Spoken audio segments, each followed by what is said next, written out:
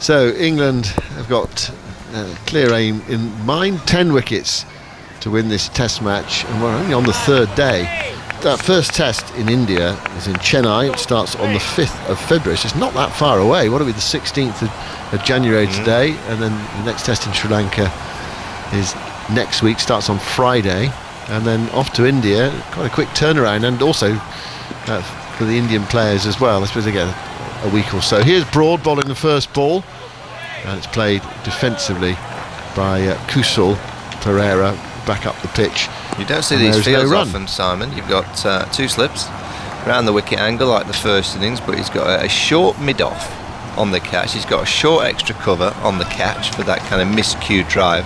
And mid-off is 3/4 of the way back on the boundary for that loft over the top. We saw him loft one down the ground in the first innings. I think it was Philo Wallace, was it? The West Indian that had England. Clayton Lambert liked to have a go as well. They had mid-on and mid-off on the boundary inside the first 5 overs, I think. Broad bowls, and that's a leading edge, and it flies away down towards third man. Bess is after it.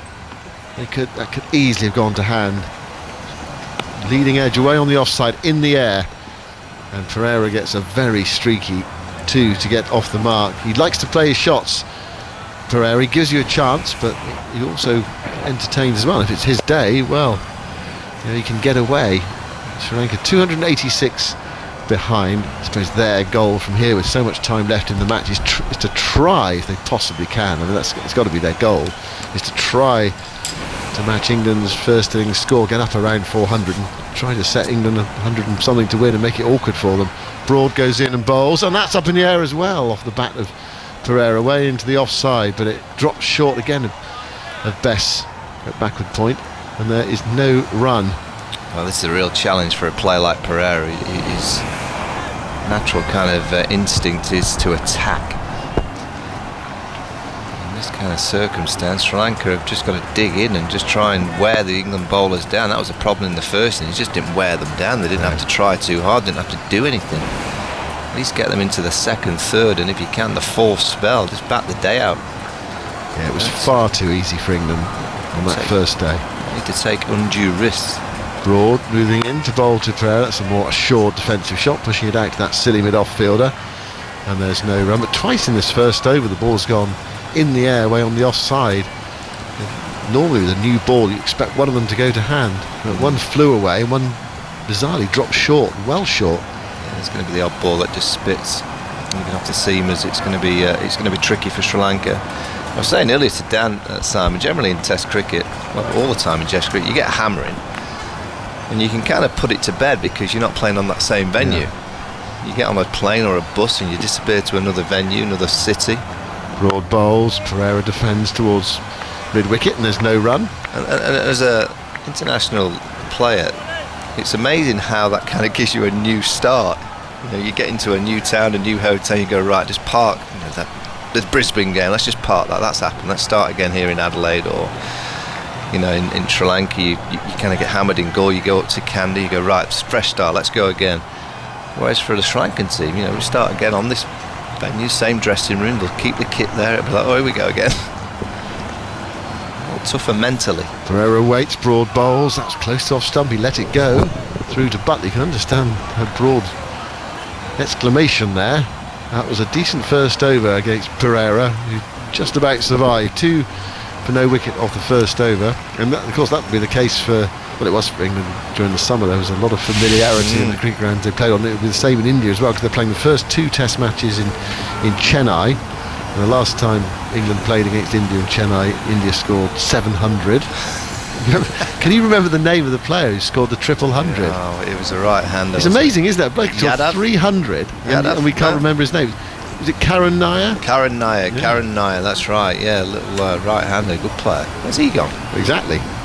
It's amazing, isn't it? Triple hundred, he doesn't play anymore. And then the next 2 Test matches after Chennai, in Ahmedabad, in that 110,000-seater stadium with no one in it. I wonder if Randy Carrick will find himself there. Well, he's done well to be the only England supporter in Galle. He was there, and Joe Root acknowledged him as well, didn't he? I think that's what his goal should be now. To be the only England fan watches every Test match in the subcontinent. The only thing I would say about that is it's a bit easier to watch a Test match in Gaul. Yeah, but not so easy in Ahmedabad and Chennai. I think that's his challenge.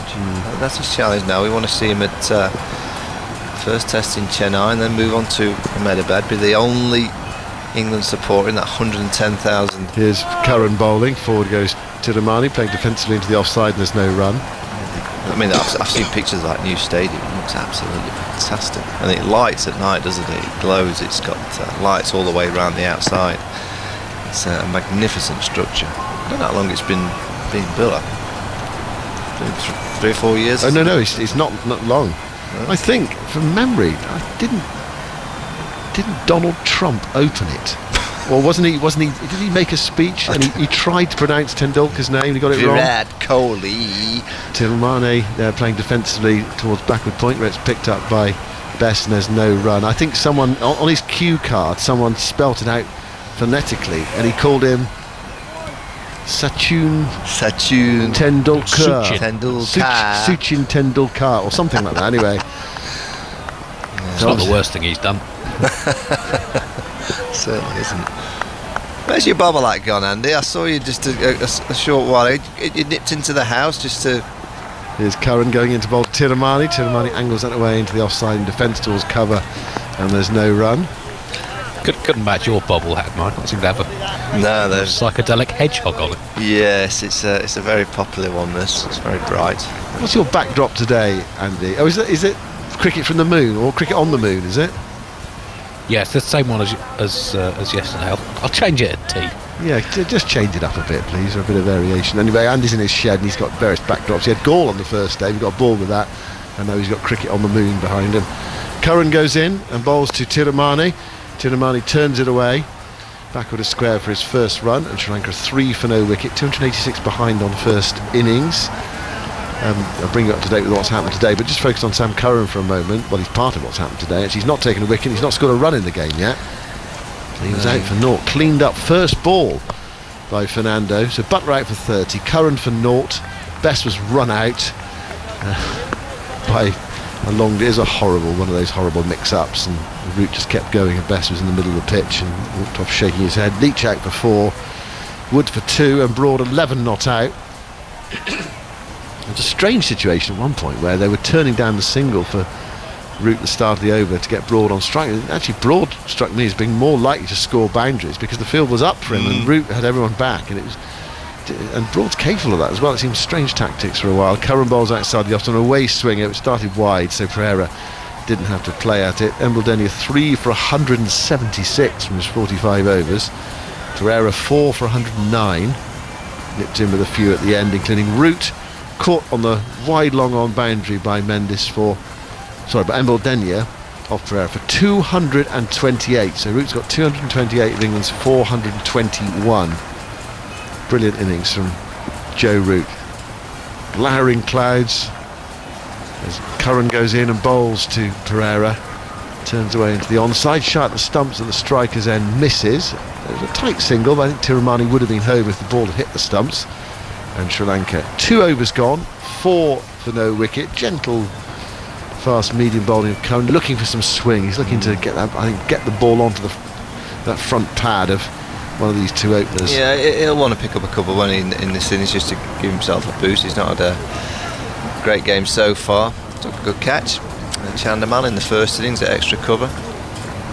Just wonder if Joe Root's gone back to his room last night and he's plenty not out. He's got a double century. I wonder if he's starting to dream now of lifting the Moose Cup. Well, got to start thinking now, Simon. I don't think he'd be thinking of anything else, would he? Getting hold of the antlers and lifting the moose. They're going to have some fun with that if they get their hands on it. Are they allowed to lift the trophy these days? Is it I suppose they could disinfect it, couldn't they, first? I don't know. I suppose the captain can touch it and that's it. Won't be passed around. I think the sponsors will be desperate for them to get their hands on it. We'll see some photographs lifting up the Moose trophy. Has your bag of gear arrived from Moose yet? It's Pereira on strike, Broad bowls outside the off stump, and there's no stroke from Butler, no stroke from Pereira through to Butler. It's 4 for no wicket. Does it look like it has? No, not yet. Could do with arriving soon. That's very kind of you, Michael. We're quite similarly attired today, aren't we? We're all in black. Yeah, well, you're blue. Oh no, it's dark blue, man. Dark blue. It's been nice in the Strictly production suite, hasn't it, for a few days? Back next week. Yeah, looking forward to it. I mean, we've got Claudia and Tess on the wall over there staring at us every morning. You can't see them. They look at me, Sam. They've positioned them so Claudia and Tess... broad bowls, played defensively by Pereira towards mid-wicket, where it's picked up by Crawley. And there's no run. No, I can't see them there. No, they're in my eye line. You're closer to the glitter ball. So way to my right, who's that on that poster? Who's that? That's Tess. Is it? Okay. You don't watch Strictly. She's only been presenting it for how many years? Come on, Simon. It's Saturday night, Michael. I'm normally TV out clubbing royalty, Tess Daly. I'm normally out clubbing on a Saturday night. It's 4 for no wicket. What, 7 p.m? You've got to start early. That's when you're doing your shots, isn't it? Broad bowls to Pereira, strikes him high up on the thigh pad, runs away into the offside towards backward point, and there's no run. That is the best comment. Who is that to your right? It's like Tess Daly coming and saying to you, there's Don Bradman on the wall, and Tess saying, who's that, Simon? At least would Tess Daly know who Don Bradman was? Yes, I'm sure she would. Sure, of course she would. You should know Tess Daly is, Simon. You've been in it all. What are you talking about it? Well, she's Tess Daly is as far ahead of other Strictly presenters as Bradman is ahead of other Test batsmen. Not really. Well, there's only been 2. All right, okay. I'm a bit out of the loop as well. Are there only been 2 presenters? Well, I think so. I mean, there's been Bruce. Yeah, I know Tess. him. And what been anyone else? And Claudia's the third. I've 33. I've heard of her. Yeah. Here's broad bowling, and that's again officially off the outside edge of Pereira's bat. Dropped short of Bess away on the offside. I wonder whether they might bring Bess in, actually get him a bit closer in on the offside. There's a few who've gone through in that area so far. It's just sticking, isn't it? It's just stopping in the wicket.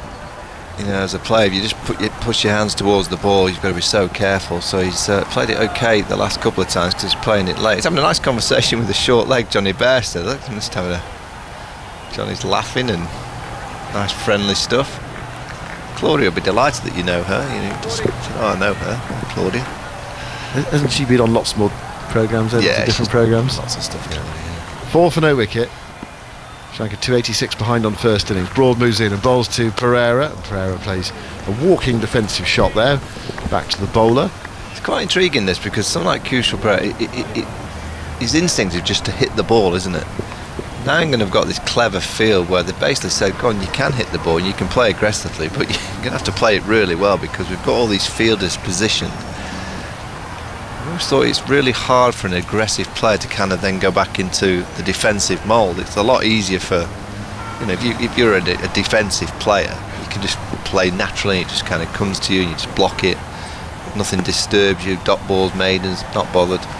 Or to Pereira. Pereira plays that nicely in defence. Runs out to Zach Crawley, fielding it short mid-off, silly mid-off.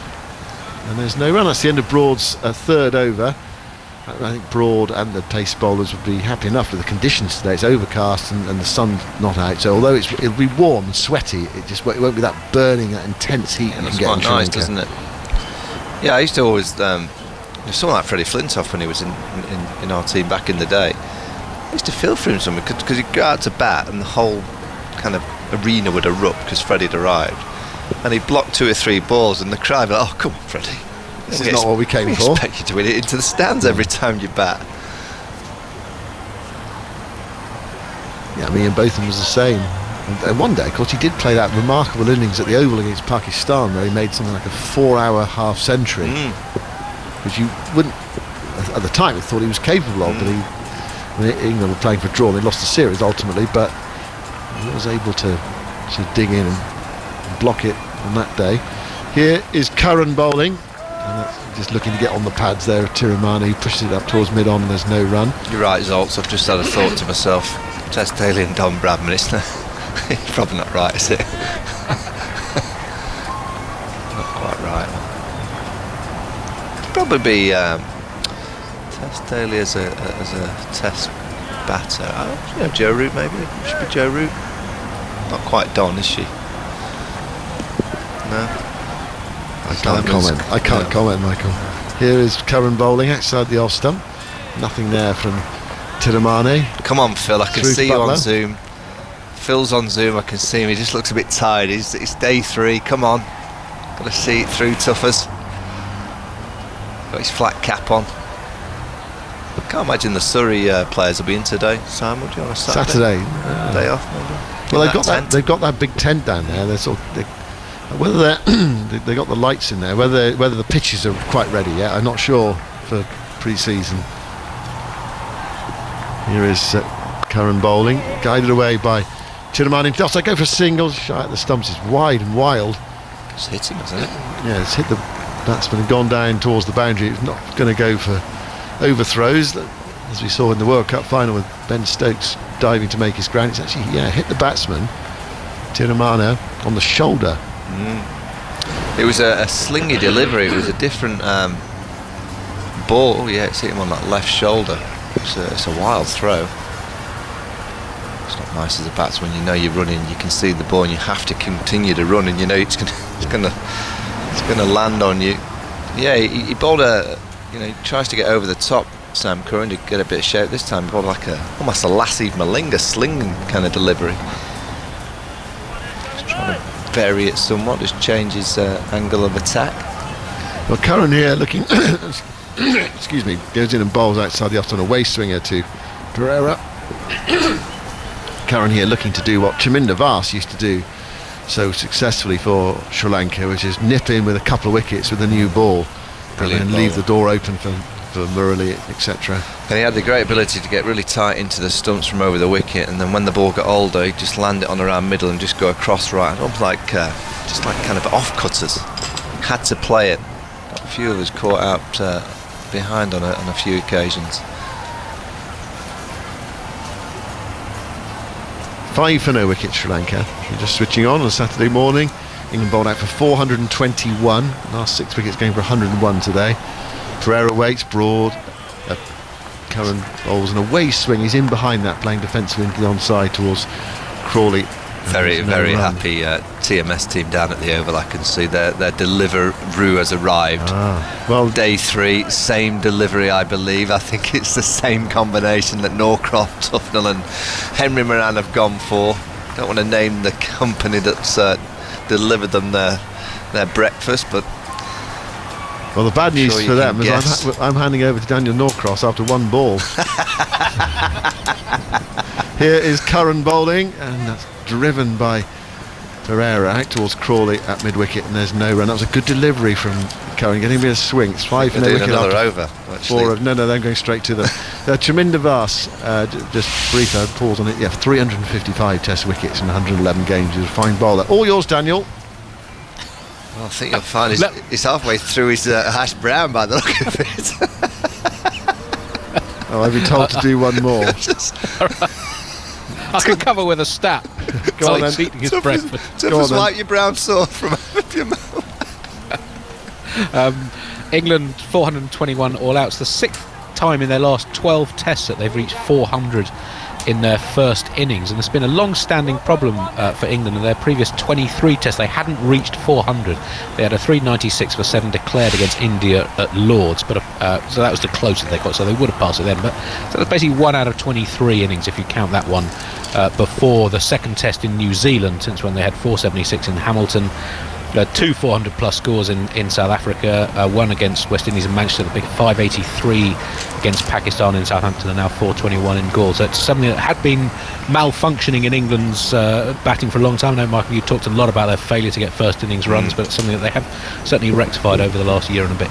Yeah, that's what I keep saying, this test team, they're onto something that we can I think look forward to in terms of the way that they play, that they're playing Test match cricket the right way, which is going to give them a better chance. Well, it's something Chris Silverwood talked about when he took over as coach. We need first innings runs, we need a solid top order, and it actually didn't really work in this game, did it? Because they lost Crawley and Sibley early on. There was 17 for 2, and then Bairstow and Root rebuilt skillfully, and that was the basis really of England's successful first innings efforts. Tiramani comes forward and plays defensively out on the offside towards cover, and there's no run. I was being kinder down there. Just 1 minute to We normally do 20-minute spells. It got to 19 minutes, and normally you're polite and hand over. You don't burst into the next lot of 20 minutes. Unfortunately, he wasn't ready. But they're lucky, aren't they? They get deliveries, they get their daily feed. The canteen here is not open, so I've had to bring my own breakfast today. So I've got some peppered mackerel flakes. Yeah, it's Broad round the wicket on leg stump. Tidamani turns it away towards mid-wicket. If you fancy a peppered mackerel flake, Simon, you want to join me with a little bit Probably a bit early for a peppered mackerel flake. I've got some grilled chicken slices. Yeah, that's not me, I'm afraid. I've got some dry cured beef. No. And I've got a bit of shortbread in the bag and a couple of biscuits. Okay, I'll have some of that later. Okay.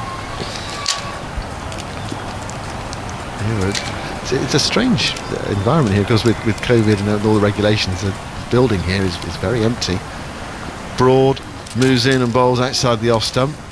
Tidamani lets it go, and it's through to Butler. So Sri Lanka here showing a bit more discipline so far in this second innings. We've not seen any of those flirty shots, over-aggressive shots we saw in the first innings so far. Anyway, in the 5th over, 5 for no wicket. I think you've had the thumbs up from Dan Norcross, even though I can see him still munching away. He's giving you the nod that he's fine to go. Well, I'll be handing over at the end of maybe the end of the over, yes. Come what may. 3 balls left. Pereira 60 off 67 balls in Johannesburg in that last test match that Sri Lanka played at the start of the innings. Tidamani waits, Broad bowls. Tidamani right forward there, playing defensively back up the offside of the pitch, and there's no run. Tidamani averages 22, or did coming into this test match in his test career in 36 games. He made his debut back in 2011. He's played test matches every year since 2011, apart from 2020 where there was no test cricket for Sri Lanka, and then one other year which he hasn't played, but he's sort of in and out. He's sort of never quite made the most of it, of his opportunities. That's almost a sign of where Sri Lanka are at. You go back 15 years ago, he just wouldn't have played as many games. The fact that they keep going back to him tells you something about their playing kind of capabilities at the minute. Tidamani waits for Broad. Broad's playing over the wicket now to the left hand, across him, and is an appeal for LBW there. Didn't look quite right. Pitching outside leg stump, nothing from Paliguruga, nothing from Broad. There's no sort of idea of a review there. The timer's come up, but there's not even a conversation between Broad and Root. They both knew that there was nothing happening there. You saw a whole series of reviews burnt off earlier. Broad managed to successfully overturn 2 LBWs in 1 over. I think there was a little edge on that, wasn't it? Edge and then onto the back pad. It pitched outside leg stump. Yeah, that was the main thing. But Broad finding the edge of the bat. Just noticed Stuart Broad wears black socks. He's got his white bandana on again. His haircut's been quite severe. Broad goes in and bowls full, and that's flicked away. And for a moment, I thought that was going to be a catch for Lawrence at mid-wicket. He dived away to his left. It was slightly uppish off the bat for a while. There is no run. Good save from Lawrence in that mid-wicket area. So Sri Lanka 5 overs into their second innings, are 5 for no wicket. They are still 281 runs behind, but that's so far so good. So a few more thoughts from you, Michael. Yes, go on, Dan. Finish it off. Finish that. And then it will, at last, finally, be Daniel Norcross clocking in for work. Well, he's not quite ready yet because I can see he's still munching. I think he's finished. He's finished whatever I think it was hash brown, Dan, wasn't it?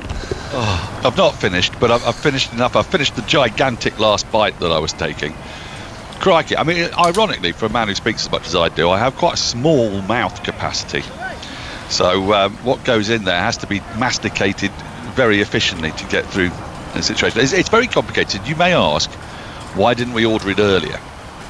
But to give you a little insight into the situation where we are, the gate doesn't open until 7.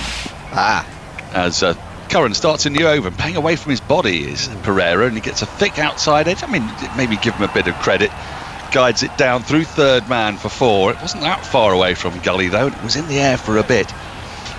9 without loss, Pereira to 7. Yeah, so we have to order and try and get the food to arrive as close to 7 o'clock as humanly possible. That's the very, the tricky logistical exercise that we go through. And does it get dropped off at the gate at the Oval? Yes, at the Alex Stewart Gate. Stewie's Gate in there, I see. Yes, around our end, our neck of the woods, you see.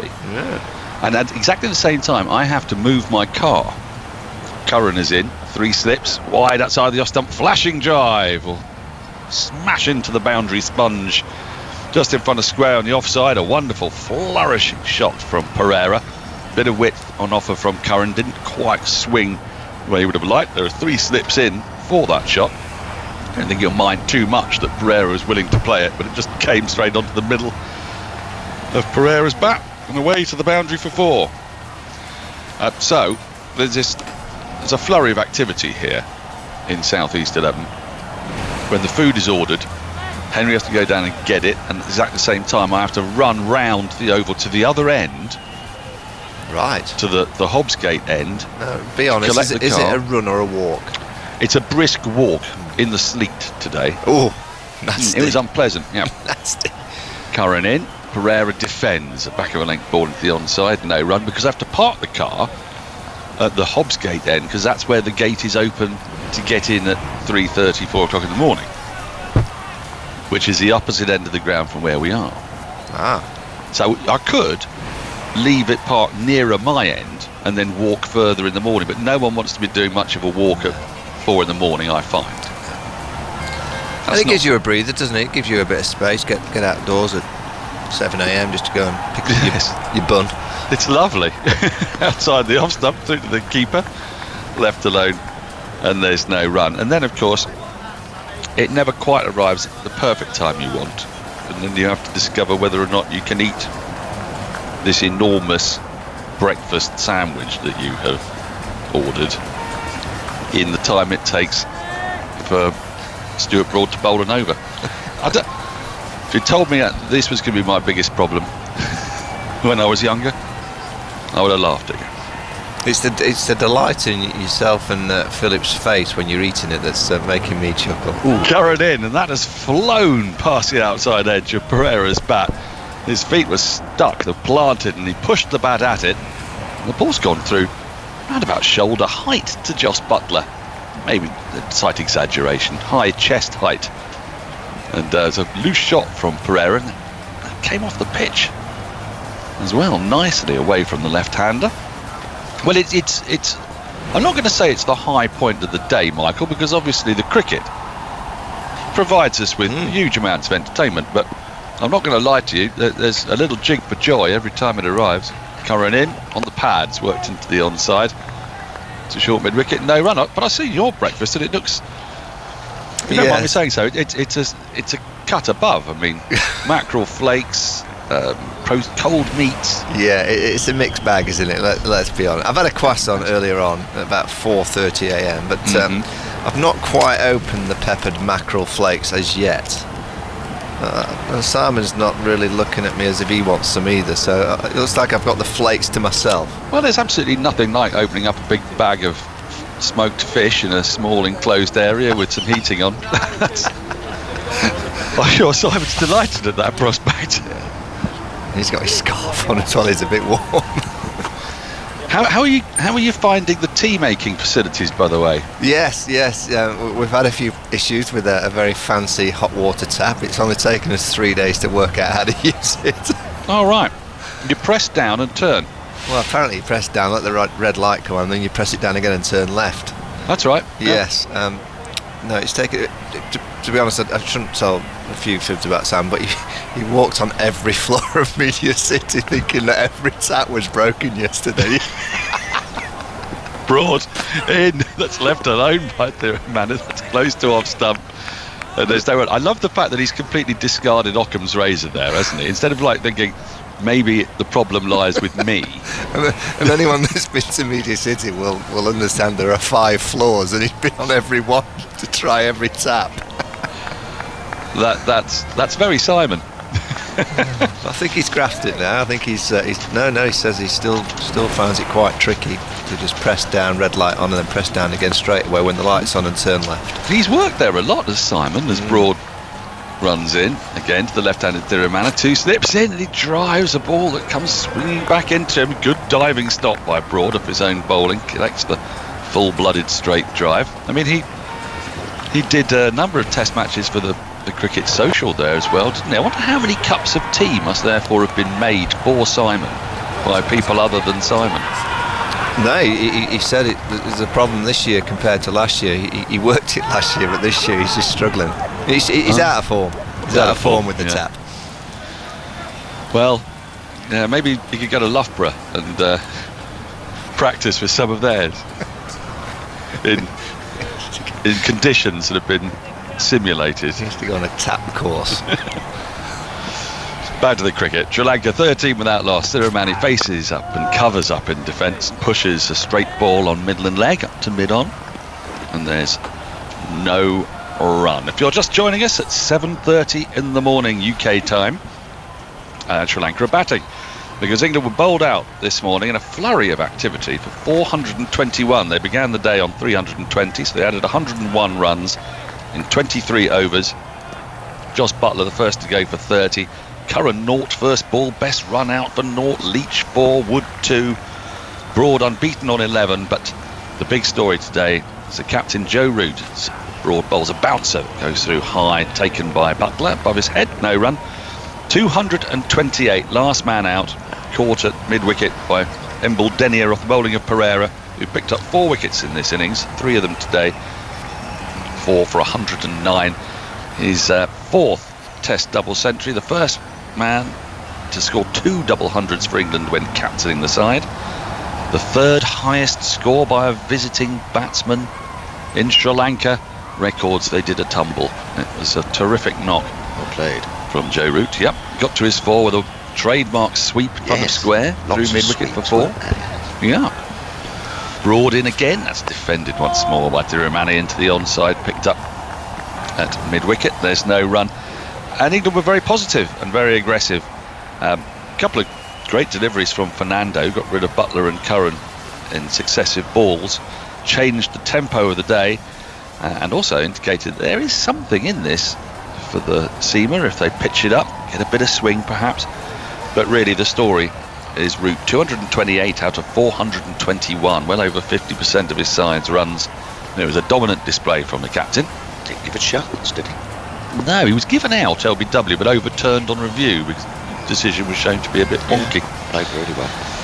Broad in, 2 slips still there again, defending his Thirumanni. Back to the bowler Broad. That is the end of the over. Sri Lanka, therefore, with a deficit of 286 on first innings, and now 13 without loss after 7 overs. Broad puffing out his cheeks. Pereira has 11, Thirumanni has 2. A long thought from Phil Tufnell while I grab 2 of the last 3 bites of the sandwich. Yeah, didn't he play well, the skipper? And what a great start to hit this marathon of Test cricket that he's going to be up for. A nice double hundred just to get you off. He say never broke sweat. Really played well. The sweep shot was evident. Played it all round the wicket, and just looked in control, didn't he? Didn't really break that tempo. People have criticised him about that, getting to 50 and then not kicking on and getting to 100. And I think he's really sort of studied that and found a reason why that is, and that is don't break that same tempo which has got you to 50. Don't play those high risk shots. Don't try and go through the gears to get up there quickly, or sort of trying to put too much pressure on the bowling side. Just let it happen and keep ticking along. Batted wonderfully well, the England skipper, and it just makes for a happy dressing room, doesn't it, when the skip gets a couple of hundreds, a double Got hundred, to, hasn't it? Yeah. Well, we saw the footage of them yesterday, and they looked a happy dressing room. Yeah. And he came in yesterday on 168, not out. Yeah, when the skip's not in a bit of form, everyone goes a little bit quiet in the dressing room. Change of bowler, off spinner Dom Bess Here into we the go. attack to the 2 left-handers with 2 slips in. And, Pereira comes right forward to the first delivery. There's no run now. Philip, you were talking to me in the lunch break about Dom Bess here. What a great opportunity this is on a pitch that's really turning. Few left-handers at the top of Sri Lanka's order. He's in, and Pereira goes back and cuts this into the offside. Too short from Bess, and they get off strike with that single. Moves to 12-14 without loss. 5 for under his belt already in the first dig as well, so and also got a little bit of that rust out. You could see he was a little bit rusty, so hopefully he'll be just in the groove and on a pitch that is doing it for the spin bowlers, with a bit of spin and a bit of quick bounce occasionally as well, just slot into your rhythm. Here's Bess round the wicket, left-handed Dirimanich too short again, and that's shoveled really out into the offside, just in front of square. Curran does the fielding on the boundary's edge. One more to the total, 15 without loss. Don't put yourself under any pressure, just let the pitch do it. Don't be too funky with variations, and just get 3 or 4 overs under your belt. Just get into that groove, just keep hitting that handkerchief on a good length. Well, he's got footmarks and all sorts to play with, and another short ball, too short so far from Bess. The last 3 balls have just allowed these left-handers to play him off the back foot into the gap on the offside for a single, 16 without loss. Patience is the key. Patience. Yeah, patience. Well, spin bowlers have got to be patient. Well, of course you have. And as I say, just let the pitch do it. A couple of left-handers. Oh, lovely. Can you learn patience? Bess in, round the wicket. That's better. That's Fuller, left alone. The keeper no run. I mean, because a school of patience. Yeah, well, when you were a young lad, patience. Every young experience, I think it is, isn't it? Patience. Experience. Yes. You see, when you'd have started playing, you would have been better than a lot of people that you were playing against. So you would have been taking wickets, and you'd have been therefore used to that sort of thing. Ball full and left alone. Went on with the arm. Didn't miss the off stump by much. That's more like it from Bess. End of his over. Started too short, but he's finding his length. 16 without loss after 8 overs. My point being that you'd have come into the game superior to most of your opponents. Yes. And so you'd have been used to taking wickets. Then as you go through the levels, you'd have discovered it takes a bit longer. But for a young man, I'm not very patient now, to be honest, but I certainly wasn't very patient when I was in my 20s. No. So, and that's what you learn, isn't it? That's you learn your craft. You learn how to just sort of gauge pitches. You learn how to gauge what pace you should be bowling. Fields as well, and sometimes you've just got to slot in there, and sometimes you've got to go to the batsman, even on a good pitch. Well, he's played well, but you just keep plugging away, and your time will come. A bit like how I was saying about when Joe Root was sweeping a lot. You've just got to kind of think to yourself, well, hold on a minute, the mistake will come. Don't try and force things on pitches that are doing it for you. Just get into your groove. Book in for bed and breakfast, as a famous colleague of ours used to say, and just let the pitch do it. So he'll be relishing this. I mean, if you don't relish bowling on a pitch like this, you're in a bit of trouble as a spin bowler. Double change. Mark Woods into the attack to replace Stuart Broad. A bit of fast bowling from Bit Woods. of fast and nasty. Why not? Nice little partnership. This the spin bowler going away, and then Mark Woods steaming in, getting it around the chest area. Nice partnership for England. This is. Andy, you have something for me. Yeah, it's the third successive away Test match that England have had a lead of 200 on first innings. Wood into Pereira, 2 slips in, covers up in defence, full ball on leg stump played into the onside. Curran tidies up, no run. So the last 2 tests in South Africa in January of last year, they had leads of 290 in Port Elizabeth and 217 in Johannesburg, 286 in this game. England hadn't had a 200 lead away from home since March of 2013 against Wellington. So that's a run of 40 matches without a 200 lead, and now 3 in a row. And going further back, between January 1992 and February 2009, they only had 2 200 leads in 17 years of away tests. Wow. Tell me about That's a stat, isn't it? On the pad. I was involved in a few of them. 17 without loss. I mean, look, they're all great stats that come from Andy, but some are more equal than others, as George Orwell might have said. 17 without loss. Pereira 14. Dirimanich 3, and that's indicative of England's improved performance overseas to a degree. I think also. Yeah, that will delight England, won't it? Yes. Especially as this new sort of regime with kind of let's get away from home, we need to bat better, we need to get first innings leads. There is the proof in the pudding. Absolutely. We do need to be mindful of the opposition. Sri Lanka, South Africa last time out had their own problems, injury problems and selection issues. You can only play what you come up against. That's very true. That's very true. Now I'm going to set a little hair running before I leave. Just a little one. Just a little hair? Just a little hair. A leveret, not a big, even. Is that a form of hair? Small hair, isn't it? Small It's hair. a young hair, I think. A young hair. Wooded. Hooked into Not the a odd big bunny. side. No. Small hair. Young Go on. then. hair. So, John Etheridge writing in The Sun yesterday. Yeah. He's doing a piece on Dan Lawrence. Yes, didn't he play well? Didn't he play well? And he picked up on something that I think has been mentioned here, that Dan Lawrence, and it's certainly mentioned by Dan's father during the tea break in a splendid interview yesterday, in which he mentioned that he has a brother. There's a brother, named Tommy. Cricketer? Wrestler. Wrestler? Goes by the wrestling name David Reckham. David Reckham. Ball defended into the offside, square of the wicket by Terry Manning. No run. What, like a pro wrestler? Like a pro wrestler, Like Hulk Hogan and all that lot? Yeah, I don't know if he's quite at the Hulk Hogan level yet, Yeah, but The Rock. saw a picture of him. Yeah. I wouldn't want to wrestle him. No. I mean, there aren't many I would want to wrestle, but he looks like he would certainly do a number on me. Yeah. Anyway, the Sun, I don't know whether it was John Etheridge came up with a couple of suggestions for other cricketing wrestle names. Right. So they had, for example, I think this one's quite weak, Donald Grabman. Oh, yes. Not bad, but Not you know. bad, like that. Wood in, clipped away into the onside nicely through mid-wicket, found the gap. Beautiful shot from Thirumani. He could do with the runs. He's had a poor trot of late, and it goes all the way to the boundary at deep mid-wicket for 4, takes him to 7.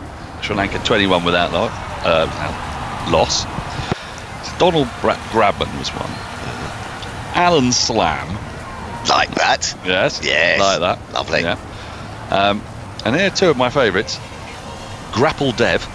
Oh, what a beauty. Yes, Grapple Dev. Yeah. Got to like that, haven't we? Grapple Dev versus Alan Slam. Yes. That's on the top of the card. And coming into commentary after this ball, Yes. as Mark Wood is in, 2 slips, short fine leg, defended from the crease, back to the bowler, end of the 9th over. Sri Lanka made a good start, 21 without loss. That deficit now 265. I'm going to be able to hand over to Jonathan Tagnew. Tagnew. Well, you know how you get... No, hold on, Dan, before you go... I was trying to work out what on earth that was going to be. Before you go, you know how you get your wrestle name? You know how they do it, though? I know I don't. No, well, what you do is your first name is the name of your first pet, and your second name is your mother's maiden name. So... Solomon Wallace. So what's yours? Solomon Wallace. There you go. Not bad. Solomon Wallace. Doesn't sound like he'd be very good, though, does he? Anyway, It's also sorry. your soul singer name, I think, isn't it? Yes, Solomon Wallace. I was warned against this because you're giving away your passwords. Yeah. Well, Oh, really? Oh, okay. Oh, yeah. don't worry, I'd never use my... No. Either Oh, of there you those, go. I'm sure. Right, Mother's anyway, maiden name I'm has off. become one. Thanks, Dan. Yes. I should mention that David Reckham's coming on at tea. Yeah. Oh, is So I'm he? looking forward to that. Yes, Yeah. indeed. Here goes Bess. We've got 0 today. This first ball is short to Pereira, who steers that away without much timing into the offside. Yes, he's coming on. So What would yours be, Agus? Dan Lawrence's brother. Sorry. What would yours be? You've had Well, I'm not loads going of to mention it because I always get asked what's your mother's maiden name, and we had this a few okay. years ago. Oh. And so I got a warning not to do it. In goes Bess, okay. bowls, Everyone and got that's pushed hacked. away off the back foot out to cover.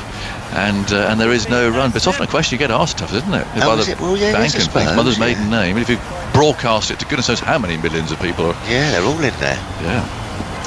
21 for no wicket. So they're 265 behind. That's nicely flighted by Bess this time.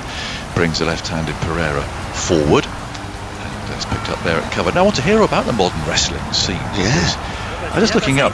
Nick McManus was what? Well, do you remember favourite the World of Sport? Yes. ITV. So it was between the end of the football That's right. and the results on ITV. Dickie Davis. Dickie Davis. There's another one floated up and driven firmly by Pereira, straight to Sibley at cover. Kent Walton, of course, was the commentator. 12 million people used to tune in for wrestling. Giant Haystacks. Yeah. Big Daddy. Yeah, there were lots of them, weren't there? Yeah. Great names. But apparently Greg Dyke didn't like it, so he closed it down, and that was it. Here's Bess, and Pereira comes forward, stroking out to cover again. But unless in the modern wrestling world, it'd be interesting to hear what Big David Reckham's got to say about it. They are from Essex, of course. So I assume that's where David possibly Reckham. that comes from. I love it. Yeah.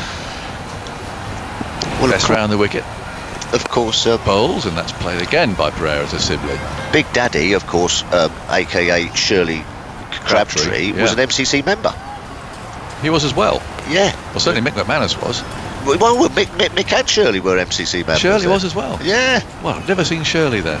No. Surely you have. Was Shirley allowed in the pavilion before they let women? Don't call me Shirley. Well, I didn't know Big Daddy was. Yeah. Yeah, he was always rather a genial one, wasn't he? I mean, Giant Haystacks was the baddie. Yeah, he was. He used to splat people, but Big Daddy used to then come in and sort of... It was the Big Daddy splash, wasn't it? Well, there was, but he always did it to the nasty people, really, I think. But always rather liked Big Daddy. I think he was quite old and he was still competing. I don't think he's with us anymore, Shirley. But anyway, it'd be right nice to turn back the clock in a way, but obviously a modern slant these days on where the wrestling world is. I mean, your question of sport, to get many wrestlers on there, Tuffers? No, not really. No. I bet you would have done back in those days. Yeah, I bet. Kendo Nagasaki. Yeah. Now, Wood starts a new over. It's a fiery bouncer to start with to Tirimani. He ducks under that. All right, it's 90 miles an hour. It's a good effort in this heat and a sluggish pitch, although the old ball's doing a bit more today, I must say, than it's done on the first two, even for the quicker bowlers. You'd be licking your lips as a spinner, John. Well, I think so. It's a good test for the spinners, actually, for England's here, isn't it? Because they're expected to bowl Sri Lanka out, and that's a different thing altogether when you bowl first and the pitch is likely to be flat. Well, okay, and obviously Best got 5 wickets in the first innings, but now it's all set up. There you go, huge lead, 286 gone. You two go and bowl them out and finish the game off for us. Wood brings him forward this time, a diving, well, half stop there by Broad at mid-off. And they take one run there. That's why it's always handy when your old seaman mate gets a couple up front. Yes. It just gets you going, doesn't it? Gets you sort of moving through the order. But yeah, as I was saying to Dan there, you've just got to sort of like relax, and you know, this is why you're here. Don't put yourself under too much pressure and let the pitch do the work for you. They can do so much for their confidence for going to India. Absolutely. If the spinners here can bowl out Sri Lanka, who are good players, as spinners, face it. Yeah. Bowl them out. Perfect. Yeah. And I was wondering as well, what if Sri Lanka do lose this match, which you imagine that they will, what the pitch for the second test might be like. Wow. I think it might be a result strip, I think, that one. Yeah. Wood charges in from round the wicket. He hurls that onto the leg stump, and Pereira tucks him away neatly, only for one to mid-wicket. It could be an absolute minefield. I don't think they've got I don't think they can flatten it out. I mean, it's going to be only one or two next door to it, isn't it? Yeah, I think I saw it. I think it's 3 along from this one. There's one that's been mown out there, so it's been mown. Given that starts on next Friday, it's been mown out fairly quickly. But so they haven't got my old friend Warner Wearer there these days, who was the spinner from the 80s, who. Well, people thought that Murley might have had a bent elbow. Some people still do claim that, but I'm afraid Warner Wearer did. He became head groundsman down here at Gaul. This is turned away out towards mid-wicket, but no run this time. And he was put in charge of the pitches. That was interesting. I've just spotted something there, John. I've just spotted something when Dom Best, I'm just looking at the TV pictures there. Dom Best, when he releases the ball, his eyes are looking at the ball. And he's had a little bit of trouble with inconsistency, hasn't he? Yes. I never used to look at the ball. You know, I used to look where I was sort of, you know, or that vague area of where the ball is looking to pitch. When Did you? Yes, very much so, yeah. His eyes, as you know, in the coil position. Wood again round the wicket, bowl short, another bouncer. Tirimani's underneath it. Yeah, his eyes in the coil position, as he was in that sort of position, you know, as you're gathering. Yes. And then the arm comes over and the hand releases the delivery. His actual eyes are looking at the hand. That's very unusual, isn't it? Yeah, that is unusual, because then you've got to sort of like move your eyes and head down. Yeah. And that can only slightly make you more inconsistent, I'm afraid. That's interesting. It is. Well spotted. Yeah. Eagle-eyed. 23 for no wicket. The ball to go in the 11th over. Sri Lanka 263 behind. Not even halfway through the game yet as Wood bowls. And Tirimani covers up and plays to Lawrence, who's fielding at mid-on, and there's no run. Lots of comments about Dan Lawrence's father yesterday at the tea break. I mean, if you haven't heard that interview, please, it was just, well, it was the absolute joy of the man to start with. This incredibly proud father, what his his son achieved yesterday. It's actually it is on the podcast on BBC Sound. If you haven't heard it, please do. Especially in these times, to hear someone just so full of utter joy and happiness, Lovely. Unconfined and unrestrained, and then having delivered it all, he did say, "We're not live, are we?" Which was quite strange. So I think he would have said it anyway if he knew we were live. But it was a really happy interview. I know it put lots of smiles on lots of faces, which is what we want at the moment. It's that's why we're all here, isn't it? Yeah. 23 for no wicket. Pereira's waiting for Bess, who bowls to him. That comes creeping on and hits the pad, and there's a appeal from Butler, a stifled one really, as I think that would have crept on to miss the leg stump. Root contemplating a fielding change here. He's waving at Bess, saying, "If we move one more in or one more across."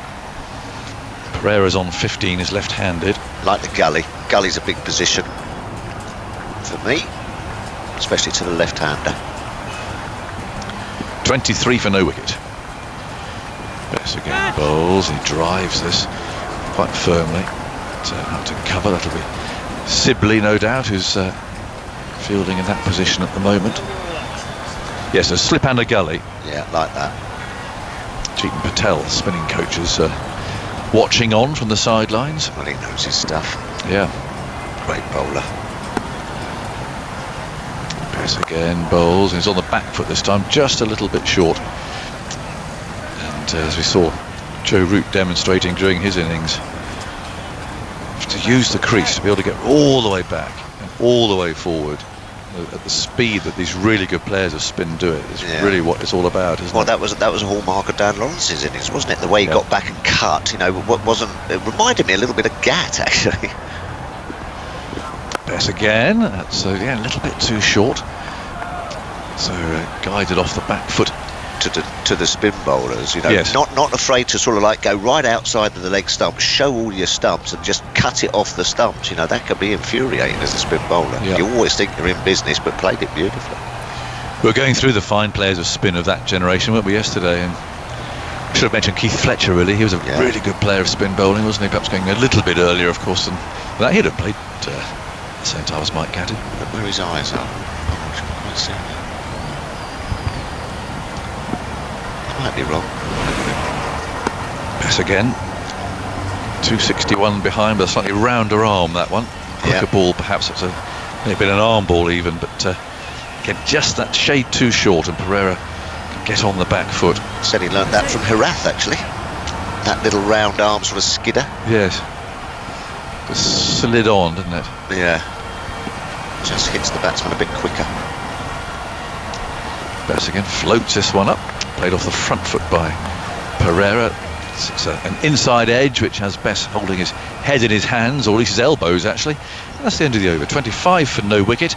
England lost 6 wickets for 101 this morning. It was a lively session. Root last out for 228. It had just about everything really. It had a crazy run out. It had a first baller. It had Stuart Broad possibly for the first time ever getting 2 batting reviews right. So back to back, wasn't it? Back to back, overruled LBW Are you decision. trying to get rid of me up here or what? I mean, normally he just burns one off for the sake of it, doesn't he? Yeah. But he actually got 2 right in the same over. It was that was quite spectacular. Well, it's been a spectacular test so far. Yeah. There's been lots of intrigue, isn't there? Lots of things happening. It really What I have noticed, looking at, I mean, there's been some lovely aerial shots. There must be a drone or something going around. Yeah. It's the lack of traffic. I mean, normally, absolutely none there, is there? Yeah, normally going around that Gaul, it's just a constant hum of cars and buses and motorbikes and everything. But of course, I think Sri Lanka too have got a sort of lockdown in place. Yeah. And so people aren't getting out and about, and it's very obvious from the aerial shots with the bus station behind the ground is normally absolutely teeming with people. Yeah. There's a few tuk-tuks and the odd motorbike, that's about it. It's a great place to go for a walk into that bus station, because you like it there, Aggers, don't you? Yeah, you can have local food between commentary stints and have a chat with the locals, all loving the cricket, of course. Yeah. So I know we keep talking about Gaul and other people sort of picking up a lot, but it really is. It's a it's a terrific place to go. And Sri Lanka as a tour in itself is such a contrast in terms of going to Kandy, for instance, up in the hills, go by train or come back by train. You can get the shorts on every day, can't you? Well, you certainly guarantee, yes. You don't wear many long trousers. No. Some people go a bit local and start putting the batik on, don't they? Sorry? The batik. Well, is that like the skirt? Yes.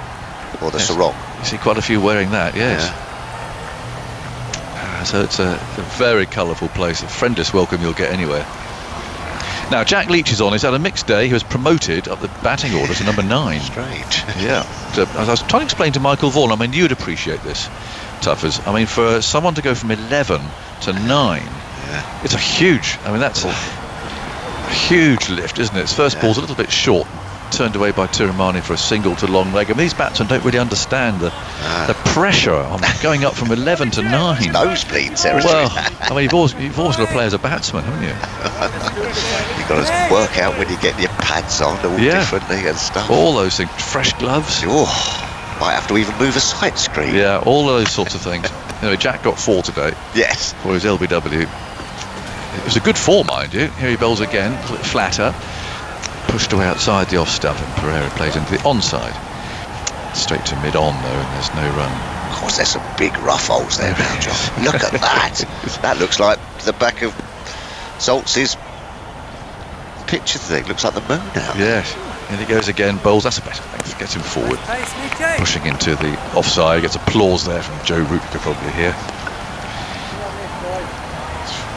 Get it round about there to that left-hander. There must be so much rough outside his left-hander's off stump. 26 for no wicket. Sri Lanka 260 behind. They haven't lost a wicket yet, though. And Pereira's forward to the next one from Leach. Rolls up a sleeve, strides in, picks the ball up. Well, they must do better. I mean, it couldn't have been. It was a comedy of errors, that first innings. It was. So England expecting more resistance, that's for sure. Yeah. Second innings. Leach again. This length there. So quite flat this. Look at his speeds. 90, high 80s. Yeah. In terms of kilometres per hour. 26 for no wicket. Ball to go. Leach spins himself a few catches. And he goes again. Balding. Bowls on the off stump. Plays out to mid-on. Diving, scrambling, desperate save there from Lawrence. Denies a run off the last ball. 26 for no wicket, and so good start for Leach, at least. Just the 1 run coming from it, and I think England's reserves I see sitting there watching. Big squads these days, of course, with COVID and with concussion replacements and so on. The squads that have to go on tour now, well, costing a lot of money for a start. Increasing the personnel numbers beyond 20. Yeah. And he's waving. He's brandishing his microphone. Yeah, a few things. Looking at Sri Lanka's openers, and we've talked about how they've struggled as a test force in recent years. We mentioned Lahiri Tiramani, very experienced player. This is his 37th test, but in his last 28, going back to March 2013, he hasn't scored more than 64. This is his 54th innings in that time, and he's averaging 19. He's on strike now as well. Bess is continuing with 2 men round the bat. Tiramani gets a low full toss, which he just guides away through the offside for a single. Not the sort of delivery that those in close want to see necessarily. And Kusal Pereira's had much greater success down the order. This is his 13th time opening the batting. He's averaging 20 as an opener. And just an interesting little sort of quirk of England's recent form. Best bowling, bringing Pereira forward, fielded at backward point. Double centuries in successive games. Zach Crawley's 267 in Southampton at the end of the summer, and now Root in this game.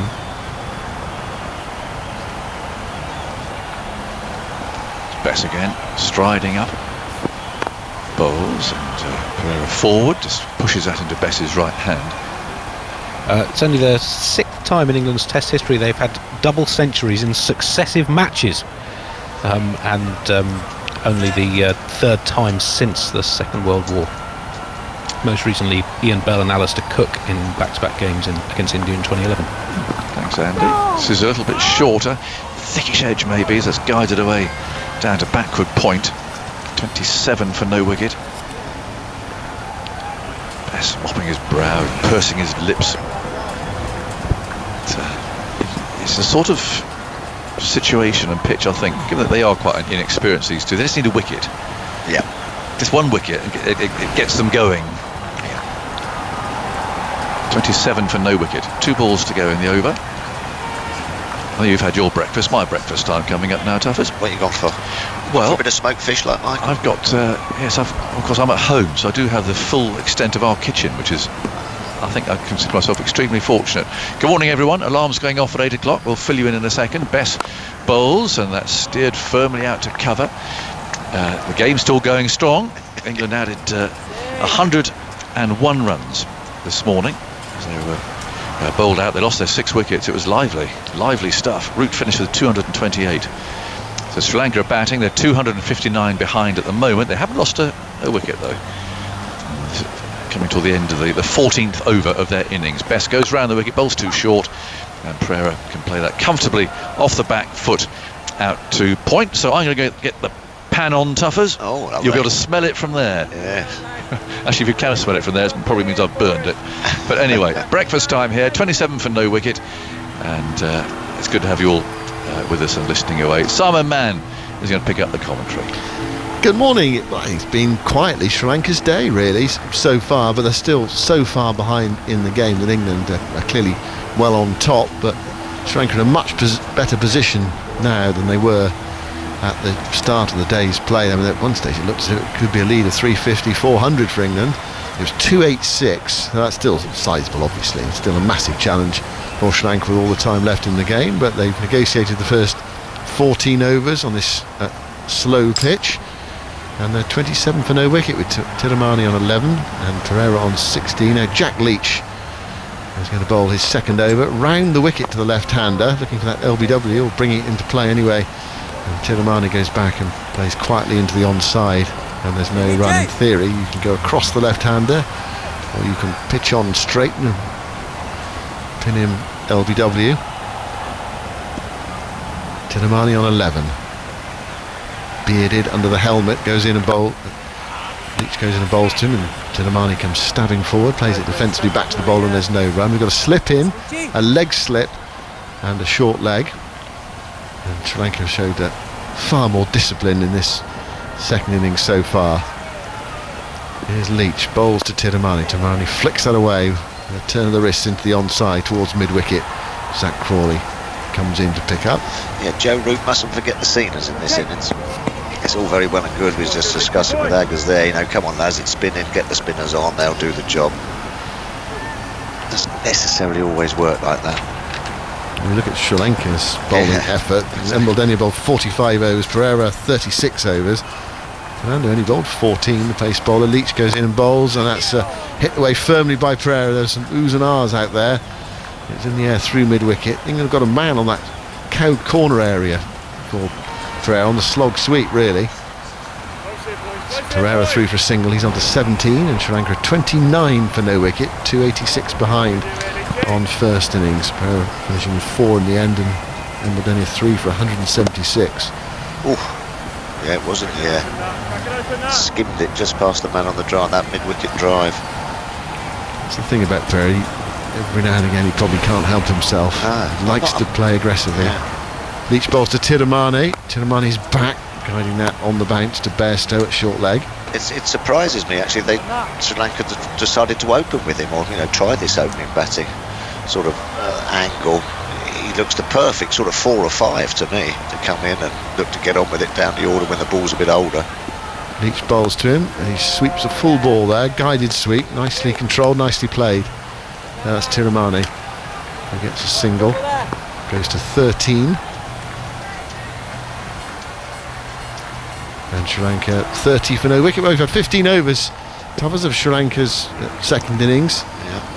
30 for no wicket. And there's been a lot happening for England. The ball spinning a bit slowly. There's been no chances. 1 or 2 sort of quarter moments for England rather than they're not even a half chance yet. Bit of roller, perhaps. Yeah. News from the Big Bash, where the Scorchers today are playing against the Sydney Sixers. We've been bringing the Big Bash on 5 Live Sports Extra. That Roy and Livingston are enjoying another good opening partnership. They put on 100 the other day for the Scorchers. Roy's on 20 and Livingston is 45 from 24 balls. Scorchers 66 for no wicket in the 7th over against the Sixers. It's Livingston rather than Roy's really got after it. Full toss from Bess, which is chopped away into the offside. Lawrence is onto it and they run through for a single. Poor delivery from Bess. It was miscued on the drive. Yeah, I mean, he's missing. I don't know how you bowl that really. You've missed your length there by about 3 yards. Yeah. Well, he admitted he didn't bowl particularly well in the first innings. Incredibly, picked up 5 wickets. But he seems to sort of miss his lengths a lot. You know what I mean? Yeah. Spins himself a catch, walks into bowl to Pereira. Pereira drives fluently into the offside. I don't know how you could do that, actually. It's a bit like if you were a dart thrower. If you're a dart thrower and you're going for treble 20, you know what I mean? You're going for treble 20, you're a professional dart player, and all of a sudden you throw one and it hits the ceiling, you know what I mean? Yeah. Bess bowls outside the off stump, fired through against Pereira, lets it go. Picked up by Butler. And it just happens a little too regularly for me. You feel as though he's almost battling against himself. Yeah. Don Bess. There must just be a little... Bess bowls, a very full delivery, dug out by Pereira into the offside to Sibley. He's fielding in the covers and there's no run. It can only be grip or repeatable action, you know what I'm saying?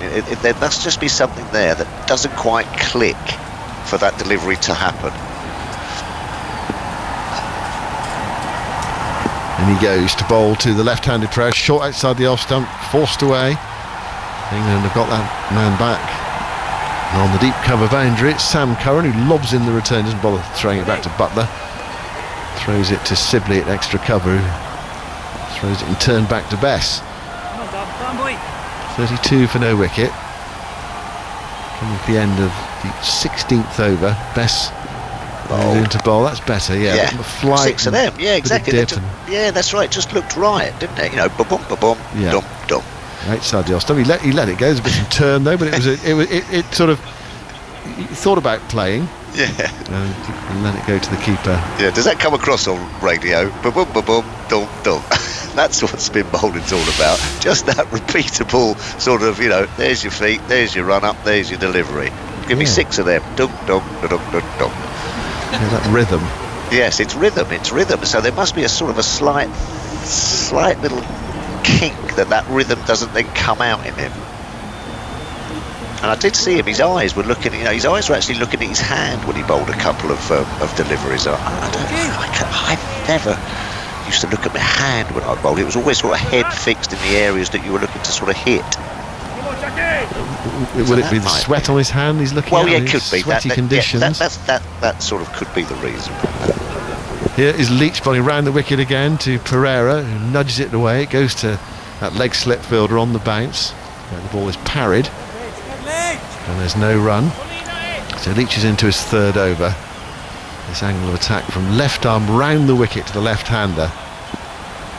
Goes in now and bowls wide of off stump. It's slapped back to him. Very well stopped by Leach away to his left-hand side. He hit that hard, Pereira. Yeah, don't mind the odd one out there to Pereira because his eyes do light up, don't they? It's a perfect sort of like slog for a left-hander wide of the off stump from the left-handed spin bowler Leach. And anything can happen out there. Leach again to Pereira, and that goes off the pad wide of that leg slip. For there might have been some bat in that as well. That's hoping the cameras are going to focus on the umpire to see whether he was going to signal leg by there. Let's have a look at that replay. We're seeing that now. Yeah, that was a bit of glove and then thigh pad. It went to the right of leg slip. Yeah, good position there for the left armour to the left-hander. He's in the pocket there.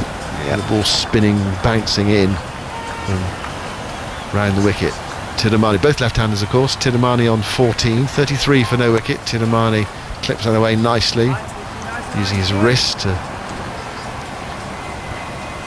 Played away on the onside, backward a square for a single. He goes to 15. And Sri Lanka, so far so good in this second innings. 34 for no wicket. Partnership's the key, isn't it? Just to try and get these bowlers into their second and third spells, wear them down. Nothing better than a bowling side than if you just keep picking up cheap wickets. Yeah. Especially getting a couple at the top as well, and get into them. Lovely, England unable to get into them so far. Leach to Pereira, who's back playing defensively, to Bairstow. Short leg, and there is no run. What would you expect to come out with, Tuffers, on this pitch in the third innings of the match in these conditions? As a self-respecting left-arm spinner, what would you hope to come up with as a bowler? Five for 48. Leach bowls, laid defensively by Pereira to Bairstow. 25 short overs. leg. 25 overs, 5 for 48. Yeah. And would you be angry with yourself if you didn't do that? Well, not angry, because sometimes it doesn't happen, but that's what you'll be thinking. You'll be sniffing to make a big impact. You know what I mean? You'd be looking at, you'd be targeting yourself a 5 for. If you get a 3 for or a 4 for, not so bad. Runs aren't particularly the key; it's the wickets, isn't it? So you're thinking that you're going to make a serious dent in that batting lineup. But 2 for 80 just not good enough for you. Well, 2 for 80 probably doesn't win the game. Drinks coming onto the field in this afternoon session. Okay, Tuffers. Cheers. You're excused for now. Ebony Rainford Brent is joining me from her living room. Hello to you, Ebony. Hey Simon, I heard you say a little while ago it's quietly Sri Lanka's day. It really is at the moment. Obviously there's a long way to go, but to bounce back actually after a couple of pretty tough days and come out with the ball and I suppose clear up the lower order, middle to lower order, and then to get to this phase now without, I think we might have thought there would have been a couple down already. So they're showing a bit of resistance, which takes a lot of work when you've had a couple of poor days out in the field. Yeah, the day's play so far, England 101 for 6, Sri Lanka 34 for no wicket, so clearly Sri Lanka's day, but they started so far behind. That's the problem. After that wretched first day when they were 135 all out and England were 127 for 2, and England pressed on yesterday. The rain denied them more overs. Came out today, and what was on their mind, whether they did look to score quickly to start with. It went very well for Broad and for Root and Butler to start with. They took the score to 372.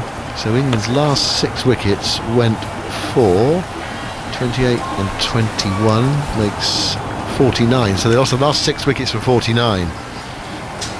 Butler was caught behind off Fernando, the pace bowler, who cleaned up Curran first ball, next ball. Best was run out in a mix-up with Root, where Best was halfway down the pitch, had absolutely no chance. There was a bit of hesitation, Root just kept coming.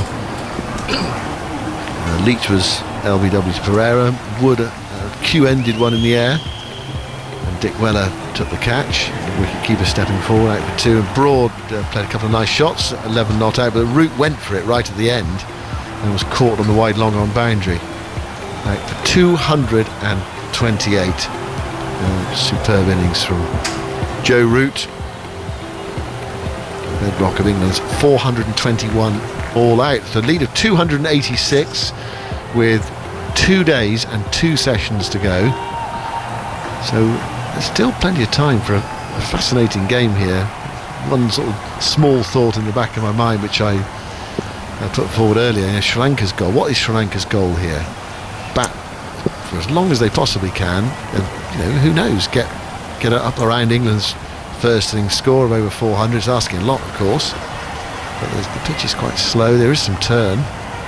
That's their goal. Rain to come. Yeah, rain to come. A bit of rain around possibly, and then try, if they get up around 400, small run chase to England, try to cause some problems on a wearing pitch. Best bowls another full toss, which is driven into the boots of the silly point fielder Bairstow. It deflects up towards the bowler, and there's no run. Best not quite got it right so far. His figures are okay. He's in his 6th over, 0 for 8. I wonder if he's bowling with a great deal of confidence. He moves in and bowls. That's a better delivery, drawing Tidamani forward in that sort of in-between area where you're just groping for it a bit. Plays it to silly point. There's no run. You'd think that first innings Pfeiffer would lift his confidence, but I think he didn't feel he deserved it really. Best goes in and bowls full, and driven by Tirumani. I see Root warming up that slip. Just wonder a few Root sort of darts into the rough. He has that golden arm, doesn't he? Sometimes you just see him come in, and after a double century, why not? Best bowls very full, almost another full toss. It was a low one actually to the batsman. Toe end of the bat, back to the bowler, Tirumani. The length's not there, is it? No. He's getting away with them as such, but definitely a lot of variation going on. Best past the umpire, bowls a round arm delivery there, a sort of slinger to Tirumani, goes to the cut and misses it. Well, that could have been the moment he was looking for. Extra bounce going over the top of the cut shot.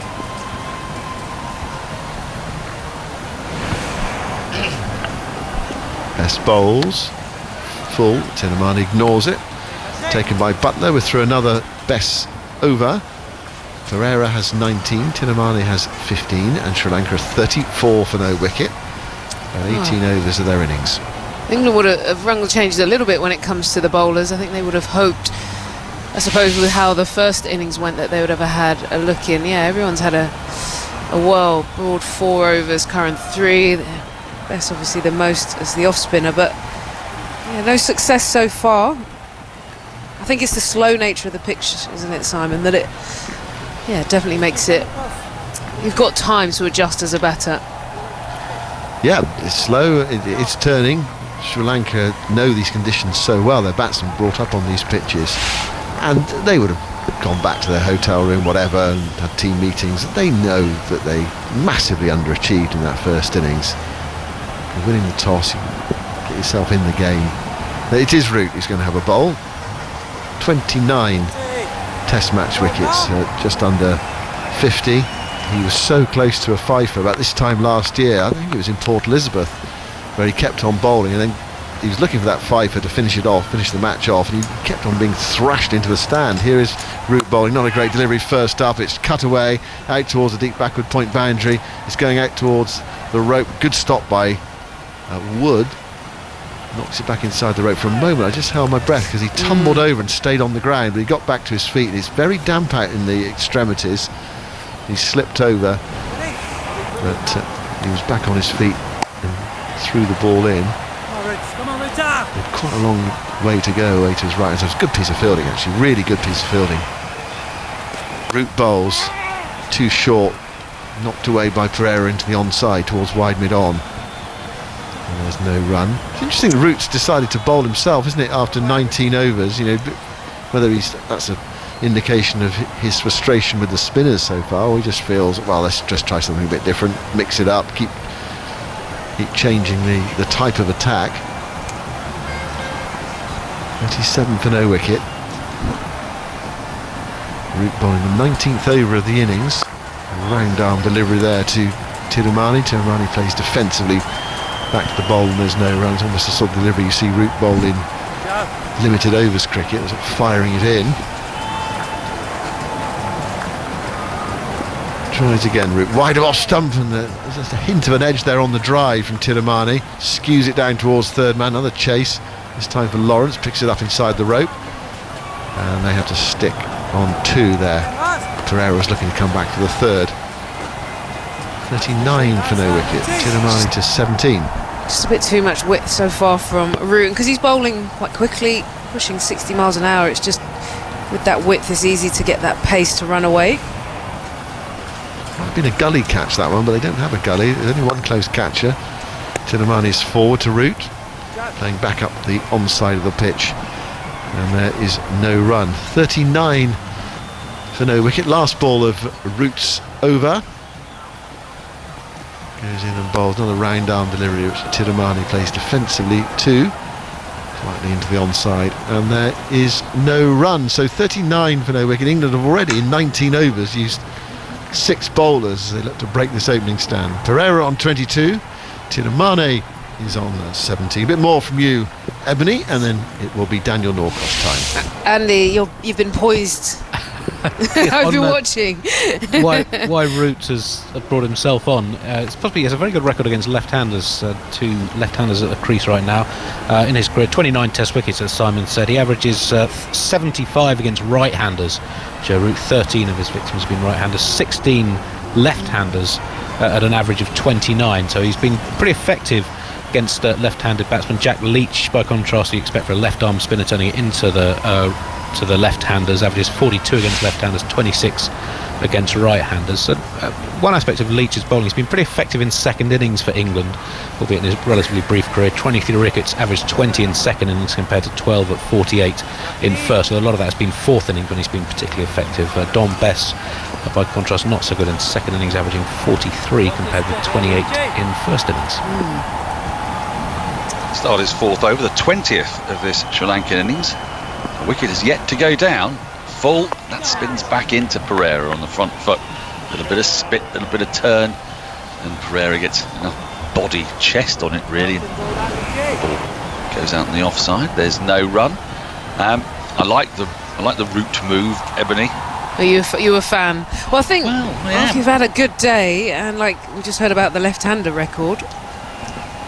Leach in again, and that's nicely dabbed down backward of square, waiting for it was Pereira, and he dabs it down to Curran at backward point for a single. 40 without loss. Pereira to 23. I was talking to Tuffers about it, about the different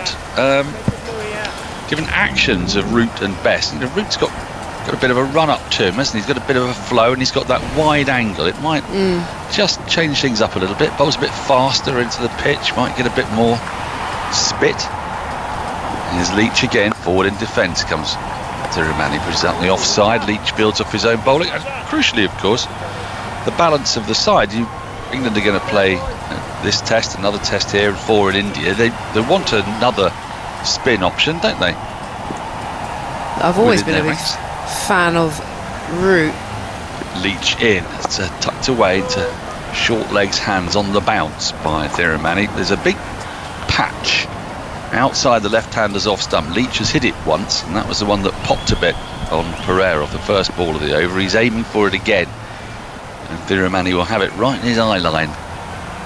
Here comes Leach, and he does very nearly hit that again, just beyond that little dollop, that foothold from which it bounces really rather unpleasantly. There's a short leg in, a forward short leg, so if it's an inside edge onto pad, that's perilous. There's a sort of leg slip or leg gully, if you like, as well.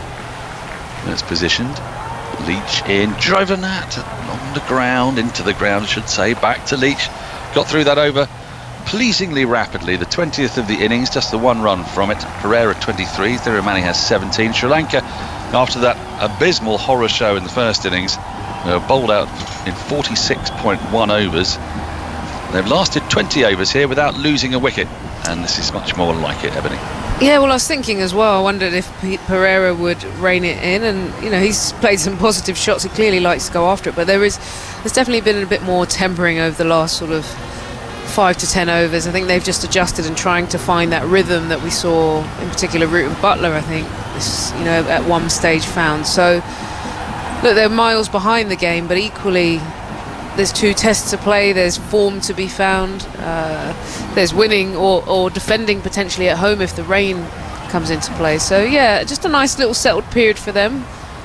Well, they need it. Can change quickly. they do need it. They had a nightmare in South Africa, they had a nightmare in the first 2 days here, but today, they've taken 6 England wickets for 101 runs, and they've not lost one of their own in 20 overs, so it's their day at the moment. Root in, round arm, forward in defence comes Pereira, pushes out to the covers. Better line there no run from Root. First over is just a little bit wide, you could just see he was feeling for it, but that was nice, angled in. We've not seen his leg break yet.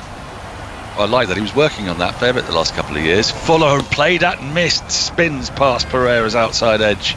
Well taken by Butler standing up. There's plenty in the pitch, isn't there? There's plenty there for the spinner. He went really wide that time, and then got a bit of height, a bit of bounce, a bit of everything. A bit of the pitch as well. Full, driven, or pushed I should say, into the offside by Pereira staying on the back foot. Yeah, you see great big puffs of, I'm not going to say dust, it's sort of crust. Now then, hang on. I don't think the umpire's probably checking where Root's bowling from, because he's bowling so wide. That is a no ball, isn't it, when you bowl that definitely wide? his front foot went outside of the return crease. Yeah. Yes, that's very wide. He's bowling. LBW's unlikely. He's in again. That's closer to the stumps and cut away by Pereira, who just dropped it a little short. Man out the boundary can field. One He's more playing to the total. Sorry, he's playing around with pace a little bit as well. Yeah, we're sorry, Dan. We're just seeing this. You might want to give a breakdown. Well, his back foot is inside the I think it's the return crease, isn't it? But then his front foot, strangely, goes beyond it. Now I need to check I need to check the no ball law. I need to get Andy Zaltzman to do that again, beating the outside edge. Thirumanni's bat, and you have to say that the back foot is the issue. Thankfully, I've been told that by a voice in my ear. So it doesn't really matter where his front foot is. The idea is, I suppose, it's quite hard to put your front foot further away than your back foot. Forward in defence comes Thirumanni into the offside. And there is no run. Another parsimonious over from Root, just the one from it, 41 without loss. Pereira 24, Thirumanni 17. Just to say, he's beaten the bat there twice in that over, Ebony, with sorts of deliveries that we're hoping to see more of from Bess, aren't we? Yeah, well, definitely, exactly. I think one thing we saw with Root, his pace, he was varying his pace a little bit. That one that really kicked and spun, like we said, he was going a little bit wider. He got up and over a bit more, and just putting some good action in. He was pushing 60 miles an hour. So, I don't know, it just feels like there was a bit of energy in his action. That got a bit of bite. I hope to see more of that from Bess, who's definitely been inconsistent.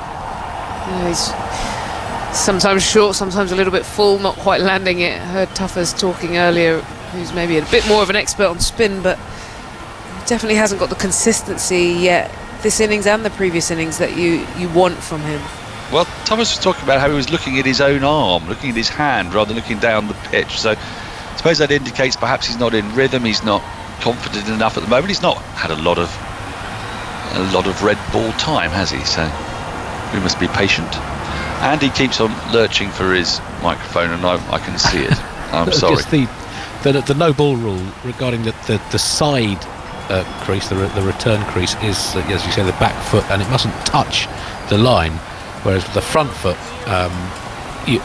there's just going to be something behind the line, whether grounded or raised. But the back foot, if the toe touches the line, that should be a no ball. Leach in, start a new over. Pereira forward in defence, pushes his full delivery back to the bowler. Sorry, can I get more clarity on that, Andy? So the front foot, as long as there's something behind, doesn't have to be grounded, but as long as there's something over or below behind the line. Yeah, as the front foot lands. Yeah. So the one they showed the replay of Joe Root's toe touched the return crease, probably that should have been called as a no ball. Okay. There's something else there as well, as Leach bowls. That's clipped into the onside to mid-wicket, where Sam Curran does the fielding. It's quite rare to find somebody bowling from round the wicket where their front foot goes further wide than their back foot, which is what happened there. But his front foot was behind the line. Leach in, big sweep, connects with it nicely down to deep backward square leg, where Mark Wood does the fielding. Come through for a single. Pereira has reached his quarter century. I know that's a whole new metric that Andy Zaltzman has got very excited about over the last couple of years. 42 without loss. Well, just look quickly on the opening partnership. Their sixth of this season, this 2021 Test season for Sri Lanka. And the first time their openers have lasted past 10 overs. So wow. Now to the 22nd. This is untold riches. They're digging deep. Leach in again, and that's again swept, but that cannons off short leg and then rebounds onto the offside. No run. Tuffers next week just pointed out that Wood, in fielding the previous ball, slid a bit, got stuck a bit in the outfield. It's a pretty grubby outfield. Yeah, it's a little bit nervous actually. We saw him do a slide maybe an over or so ago, and he got that sort of stuck in the surface and then rolled over. Good stop. the outfield is very soggy. Leach in full, worked into the onside, and there'll be a single for that because mid-wicket is deep, not right on the boundary or anything, but deep enough to give one, and the score advances to 43 without loss. A single there to Tiramani, and there's one ball left in the 22nd over of the innings. Sri Lanka, I'm not going to say they haven't looked like losing a wicket. Ball has beaten bat a few times. Down the wicket comes Pereira and knocks that ball to exactly the same place. Crawley does the fielding, pings the throw back in, one more to the total. 22 overs gone, Sri Lanka 44 without loss. This has been good, redoubtable stuff from the openers, Pereira and Thiramani, but the deficit is a huge one. Now, talk about these pitches as well, Ebony. There's a sort of, we have often, I'd say, made the mistake perhaps of thinking that pitches in Sri Lanka can only ever get worse. They may look a bit grubby, but they don't necessarily sort of collapse, do they? It's not a sort of a entropic process that makes it get worse and worse and then, finally die. I mean, that's a very good description. Yeah, I mean, Agus said it up front. I asked him sort of the first day a bit, because I have seen a little bit in Sri Lanka. Root in, 2 slips, one of them Bairstow, helmetless. It's cut away out towards the boundary. Wood again does the fielding, one more to the total, 45 without loss. Yeah, maybe not enough to be able to judge, and he said sometimes actually they appear like we've seen, they don't break up as much as we think, they don't become a minefield. And so we've seen it turn, pretty much from day one, but it hasn't deteriorated in the way you might expect. Root in, forward in defence comes Thiramani. There's no run as he pushes the ball back to the bowler. I guess, one of the big distinctions is it doesn't necessarily bounce that much more or get uneven in bounce, does it? We see great bits come off the pitch, but it's not necessarily playing dodgily off the pitch. Forward in defence comes Thiramani into the covers. And also I think the pace as well, so it's not like it's spitting or anything like that, so even if it does move, it's consistent spin, and also you've got time to play it, so it's not really threatened a huge amount. Good balls obviously always cause problems, but it's not been dangerous. Well, the bat's been beaten. It's like change of field outside the off stump, left alone by Thiramani into the gloves of Butler. Bairstow's come out from first slip, come out silling it off with the helmet on. He's sort of in the Kusal Mendes role here. The ball's sort of been hit at him a fair bit. Defending is Thiramani on the back foot this time. Back towards Root, but the ball is accompanied by Bairstow. And there's no run. This is good to see that the clock on the Gaul Fort Tower is now working. It had been stuck on 10:25 for quite a long time. And do you think it's battery operated, solar power? How have they cranked that up? Well, it's not the right time, because the right time out there, Root in, it's pushed into the offside, and there's no run.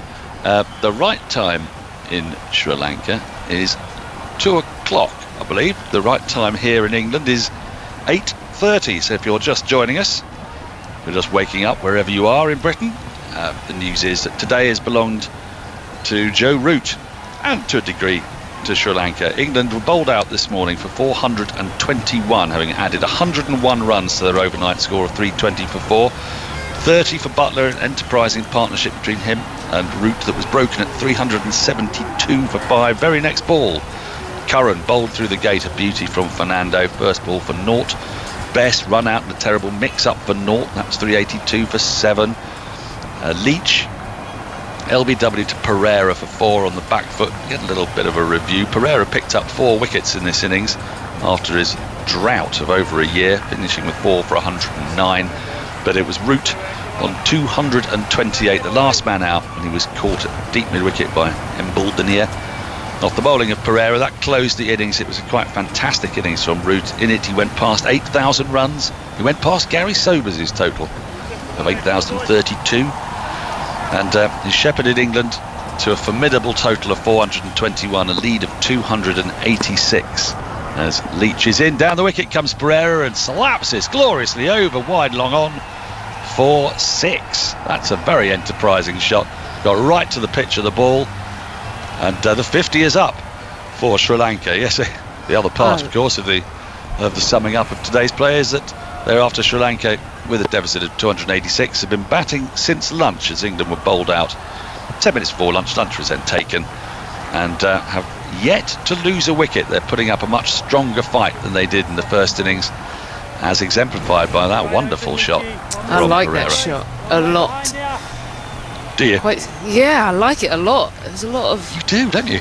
Yeah, I mean, I like shots, to be honest, but... Leach in, forward, swung at nicely, out to deep mid-wicket.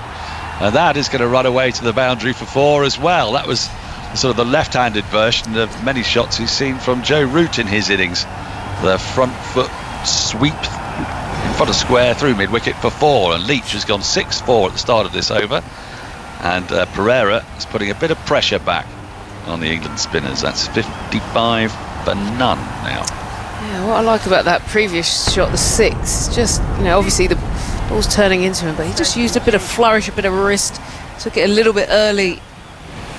Yeah, I like a bit of that. I saw a bit of flourish from Lawrence as well yesterday. That's something that I always enjoy seeing. The question for him now is whether he can just play a little bit calm. Obviously he's got attacking intent, doesn't need to force it. A couple of boundaries already, he's controlling the over. Leach in full, very full, and that's a real sort of hacking hoik from Pereira. It was so full it almost yorked him. He got the bottom of the bat and it rolled on a couple of bounces to short mid-wicket, no run. He doesn't need to hack though, that's what I mean, Dan. He's already done the damage. He waits for this one, plays a more calm, measured shot into the onside off the back foot. There is no run though, 55 without loss. Yeah, the 6 he picked, it was the right ball, the right length, he came down, hit it nicely. The 4 again, just a simple sweep, but then you can see he's just trying to keep going.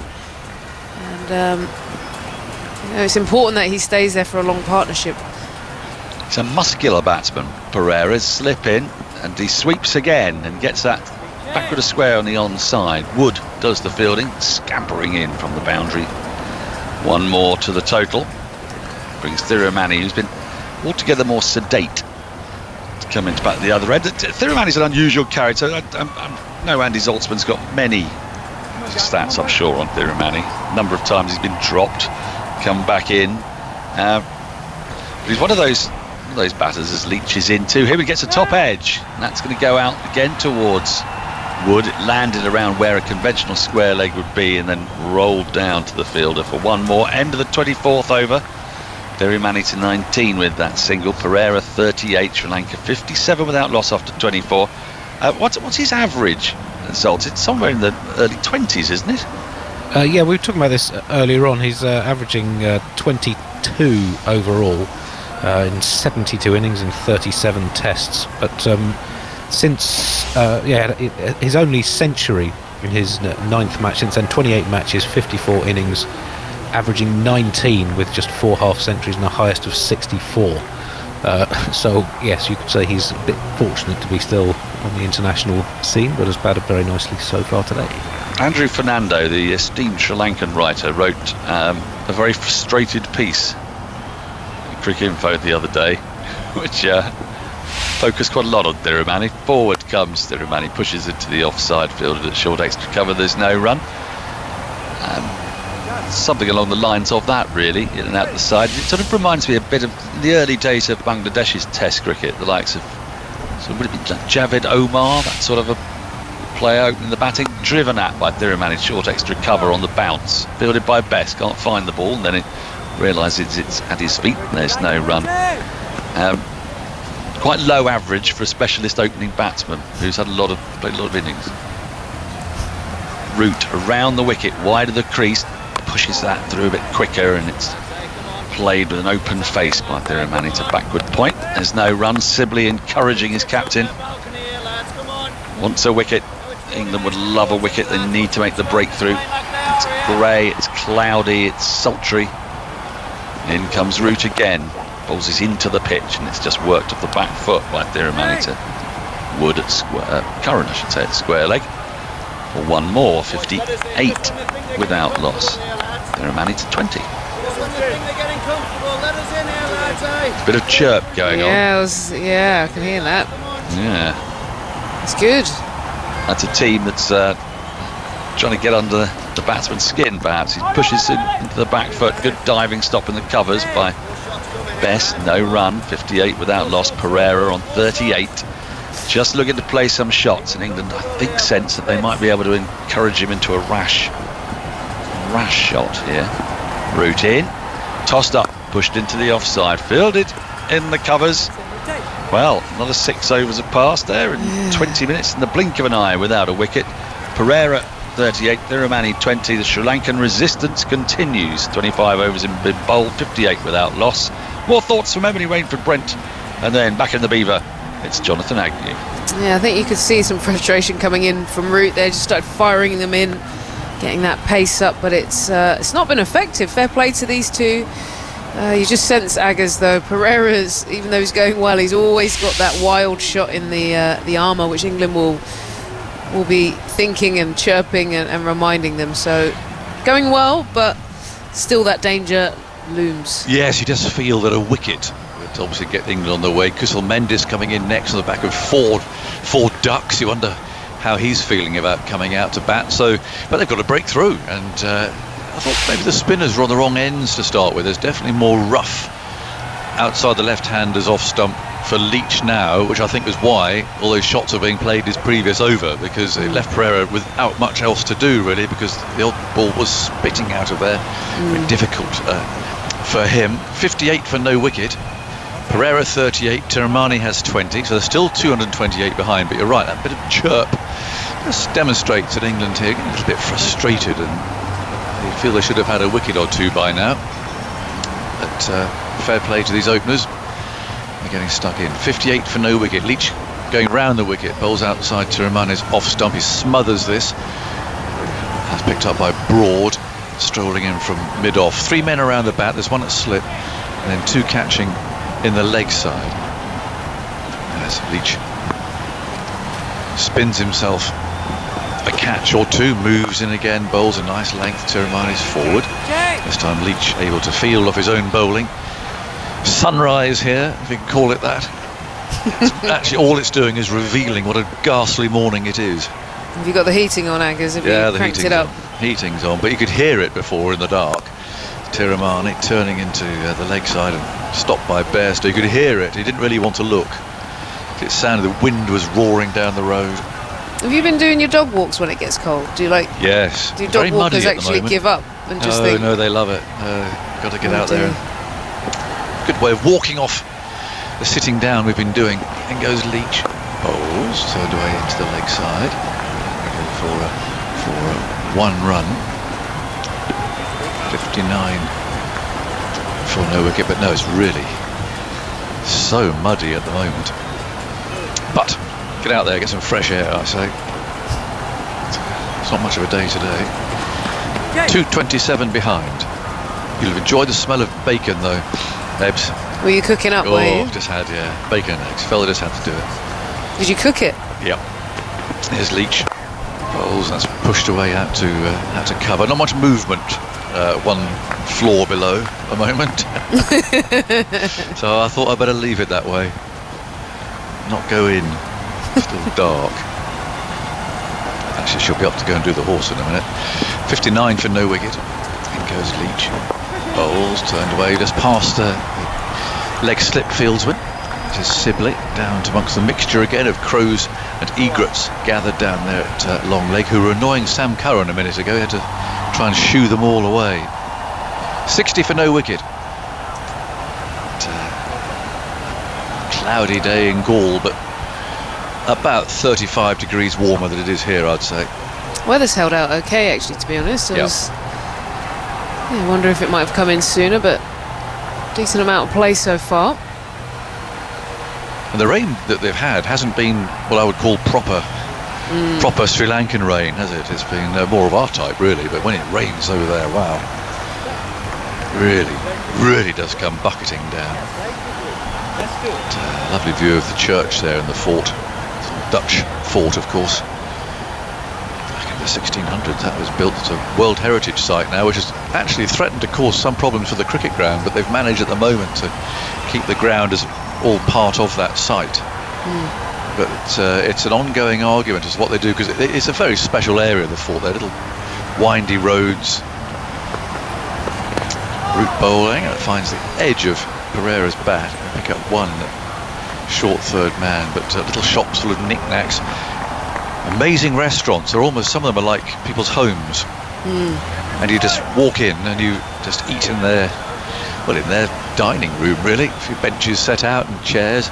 Take a bottle of beer in if you want. The menu's posted outside on a blackboard, and in you go. It's a very special atmosphere in there. The temptation is to stay route bowling and pushed away out into the offside. Temptation, I guess, if you're a tourist, to go and stay in one of the seaside hotels with your flashy swimming pools and so on. And you can do that. You can go and visit the fort, of course. Route again, bowls. Let's play back at it. But there are some lovely places to stay actually within the fort. How much do you think, and I suppose we've both toured and enjoyed the local area, these guys now aren't able to do that of an evening? No. Or Route again, bowls, and steered firmly. how much do you think it'll affect the players? Do you think they'll just head down and get on with it, or do you think it will wear away? Yeah, that's interesting, isn't it? I was saying earlier on about this whole winter, really, to go to here, this bubble, into again a very tight bubble in India. There's Tiramani playing into the onside, kicked up by a Route. The same environment, same food, same feeling of being restricted. That's why an England win to kick things off, I think, would get the winter obviously off to a good start, and maybe avoid things, difficulties later on. 61 for no wicket. There's a swipe there from Tiramani. It goes past slip. It's a slog sweep attempt there. Crawley's got his hands on his hips, saying, what was that all about? We had another run. 62 for no wicket. Pereira 40. Tiramani has 21. But before this happened, you often see the players, although they weren't staying in the fort itself, but wandering around. I remember seeing Johnny Bairstow and his mum seeking out a restaurant last time we were there. It's not quite the same for the players. It's not quite as full on as India, where there's huge numbers of people just following them around all the time, wanting to talk cricket and photographs and selfies and pushing. And it's not like that in Sri Lanka. It's much more laid back. And yeah, they'll wave and they like their cricket, but for the players, it's a much more easygoing atmosphere in Sri Lanka. Yeah, it's a wonderful country. Great food, great people, nice climate. 62 for no wicket. Tiramani he's going to face Leach. Will this be starting, the spinners just be starting to fret a little bit? In he goes, bowls too short, worked away into the leg side where Bairstow stops that at short leg. The expectation is on you. This situation in the game, the pitch turning, well, go on, just chuck her the ball, they'll bowl them out. That sort of attitude, and Leach into his 8th over now. Yet to take a wicket. That's one works away past Bairstow to square leg. I mean, he would prefer to be bowling, I guess, at right-handers, and these two are both left. But even so, there's enough rough out there. Side that left-hander's off stump to make life difficult, which is why Pereira took him on, putting that right leg out into the rough and swinging across into the leg side with the spin. 63 for no wicket. Leach from round the wicket, bowls to him, and Pereira shapes to come down the pitch and then changes his mind. And Leach fields as he follows through. Pereira, a natural stroke player by inclination. He's rated himself in pretty well so far. Waits as Leach again bowls round the wicket. It's a stretch for this a little outside the off stump. He's just pushed it away. So it's a safe shot, a nice one too, which sends Broad sprinting down to the long off boundary. And he gives way in the end to Bess, who's come rushing round from the leg side. And they'll take 3 there. 43 now to Pereira. 22 for Tiramani. 66 for no wicket. But that was nicely played, because there is that worry, that concern about the ball misbehaving in the rough. You can't play the bat too far away from your front foot, can't follow through too much. Leach again bowls now, that's the more familiar one, swung away from outside the off stump, hard out to deep square leg. Only for one run, it's Wood fielding out there. Well, Bairstow's had to duck a few times. Yes. They're eyeing up that hard flat sweep into the leg side. You think of those days when short leg used to field without a helmet on. Oh dear, no chance. Brian Close, people like that. I mean, well, all that generation, all in there without helmets on. So catch it there, just about to think short of Bairstow. It's a good law change too, I think. If you remember, for a long time when helmets first came in, you couldn't be caught off the helmet. But they've changed it now, and quite right, because you need to encourage fielders there to wear helmets, for goodness sake. So you can now be caught if the ball hits your helmet. The ricochet can be caught by somebody else, which has to be a sensible thing. It has to be safety first. But a great story of Brian Close fielding in there for Gary Sobers. John Snow, he told him, go on, bowl him a bouncer first ball, I'll catch him at short leg. And I was thinking, what, you're mad? So there's Brian Close, nothing on, no helmet or anything, right just about a yard away from Gary Sobers. Bouncer first ball, bang, sure enough, there's Close, he took the catch. Crazy. Very brave. That's what you ever came across Brian Close, he was a great character. Tiramani forward, plays back to Root. He just loved cricket. Oh, he loved the game. Really? Yeah, and he played went into his 60s, I reckon, Andy. These Brian Close 11s at Scarborough that used to feature at the end of a season. Someone spinning away. Tiramani lets it go. It was often the last match that a touring team would play. They'd head up to Scarborough, have a great time. The closest team up there. He took it very, very seriously. 3-day game. Root again, the lower arm. It's played by Tiramani into the offside, whereas for the tourists it was just a bit of fun, the end of the tour. And he got stuck in, did he? Oh yeah, always batted out there without helmet. Come on, you field at short leg. I played in a few of those games. I said, come on, Skipper, you can't field at short leg to Lance Cairns, and I'm bowling. Oh, I'm going in there. Root again, spins away. And, taken by Buckler. He just the sort of notion of playing a friendly game would never have been anything that Brian Close could think about. He wouldn't know what one was. How old was he when he finished, Andy? Root again, turned away by Tiramani for one out to mid-wicket. He played his last first-class match, aged 55 in 1986. His extraordinary Test career. Made his debut as a 18-year-old for England in 1949, played his last Test aged 45 in 1976, 22 matches over 27 years, played in 4 different decades. Remarkable. Root again, that spins away, Butler catches it. So 55 for his last first-class match. How does that compare? I'm thinking it was a Ray Illingworth, Fred Titmus.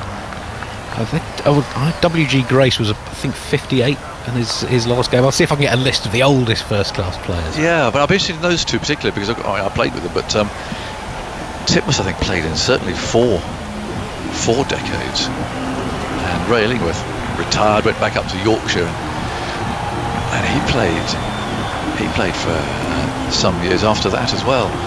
68 for no wicket. So Sri Lanka have made a very good start here to their second innings. They're up against it, but they haven't lost a wicket yet. They're now 218 behind, having begun 286 runs behind. I'm searching for Michael Vaughan on my screen. There he is. I was looking for a large bobble hat that came in this morning, but you've taken it off. No, it's just a little bit warmer in the Strictly studio, Agus. Simon's been down doing a few press-ups. I'd love to know what's in there. It's really whetted my appetite to know what your view is there in this Strictly studio, I must say. I'm jealous of everybody, really. I mean, even Andy's shed. It's just... Well, I'll show you, actually. I'm just very inquisitive to know what these places all look like. Oh, I see. Yes, okay. There's the big picture, the Strictly Come Dancing with the glitter ball. That's it. So it's the production office, it's not the actual not dance stage. floor. No. But it has got the glitter ball poster up there and everything. Yeah, that's a big wall with the glitter ball on it. There's Tess and Claudia on another wall. There's Tess and Brucey. Bruce is up. Brucey to our right, yeah. 68 for no wicket. I thought Simon might have had a selfie with that with the glitter ball poster up there. Put that up somewhere, but I did take a picture of him on day one, I think, with the glitter ball in the background. We've got a bit of Big Bash going on in the background. We've got obviously England on my side. I have to say, there's two TVs that we're using for the Sri Lanka England Test match. in goes Wood, bowls, and that's played back up the pitch, and there's no run. And I will just report, Aggers, I am like the junior member of this team. Simon's got a huge screen, as I'll show you now. You see the big one? Nice, Yes. big wide That's screen. Simon's. Yeah, that's that, and this is mine. Oh dear. Yeah. That's not right. You're an Ashes winner. I'm sorry. Yes. That's not right at all. Yes, Sam's I've got better eyes. I would debate that at this stage. There's just a little bit of a replay there of the ball that beat the outside edge of Pereira, and there was an appeal by Jerry, but he hit his toe with his bat. There's Wood again. That hits on the pad. So he Runs went away to safety at point. when he was playing the forward defence and the ball beat the outside edge. As he was kind of playing that defence, the toe end of the bat hit his toe, his boot, and that would have been the noise. That's why the skipper was interested in potentially having a look at that one. But it was a good call by the umpire. Yeah. Played well, haven't they? Yeah, they Played have. nicely. They played really well. They really have controlled. And Pereira's played a few shots when he's been able to, that rough outside the off stump.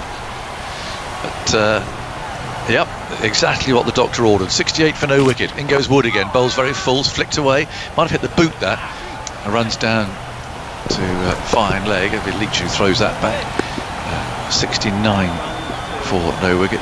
It's like a psychologist's field day, isn't it? The Sri Lankan batting so far this week. In the first innings, I mean, the pitch didn't play that much differently. If anything, it's probably done more in this innings. Yeah, they've just applied themselves with great determination. They've obviously got a big point to prove. I'm sure Mickey Arthur over the last few days has probably got stuck into them and said, come on, you've got to show more fight. Yeah. Just gift your wickets away in Test match cricket. And so far in this second innings, they've done that. They've attacked at the right times as well, haven't they? They haven't just looked to block. No. Trail by 270. Still such a long time in this Test match. I'm just wondering what Kusal Mendes is thinking. Oh, he's coming in next. Yeah. Been peppered at short leg. He's on a pair. Yeah. He's got the Audi Rington. He's got He has. 4 noughts on the trot. This feels his luck to get an absolutely horrible spitter. In goes Wood round the wicket, bowls it short, and Pereira takes him on, pulling him out to deep square leg, and a dive and a miss from Sibley out there means that it's another boundary. Played that pretty well too. Brilliant 69 shot. for no wicket. Yeah, it's a brilliant shot. I know it's a slow wicket, but Wood's quick and he bangs it in. There's a short leg in place, a square leg on the boundary. Dom Sibley, they want him fending it in. He just rolls the wrist, hits it down, and hits it hard. He gets those hands high. He's only a short chap, but he gets his hands high so he can control the ball down into the turf. Wonderful shot. It's exciting, isn't he? He's good to watch, Pereira. Yeah, definitely. A lot of crows arriving, Eggers. Have you noticed that? Back. They're a bit perilous out in the field, aren't they? They get in the way. It's rather like the seagulls at the MCG if you're fielding down in front of Bay 13. Yeah, they've got those. You've got the white cattle egrets as well who are pottering about. They get on for much of the day. Then there seems to come a time where they all fall out. Maybe the worms come up or something and there's some food around. And you get the odd spat, which the Crows usually win. 73 for no wicket. Wood round the wicket, ruts up bowls, and that's turned away off his pads and scatters the Crows there. That's where it's difficult when you're fielding, as Leach was there. And the ball comes down, the Crows take off, and you lose sight of the ball for a moment. 74 for no wicket. Ball to go. I always remember playing in Bristol in a one-day game where Jack Russell stood up to the stumps and the ball came in from that far. And you know, they used to have the chicken, didn't they, in that cage down in the far corner. I don't know why they sang. We've got a whole chicken in our hands, and the ball came in, and Jack couldn't see because of pigeons, and he just said, "Can't see pigeons." No, it's true. But when they take off in front of you, look at all the crows down there. Yeah, they're gathered in a particular area. Maybe the groundsman's, I don't know, scatter some seed down there or something. Here's Wood, turned away into the onside, and There's no run, so that's the end of the over. It's 74 for no wicket, 30 overs gone, and these openers have played really well. Pereira 48, Tiramane has 25, and we'll go up to the big screen of Simon Mann via Andy Zoltzman.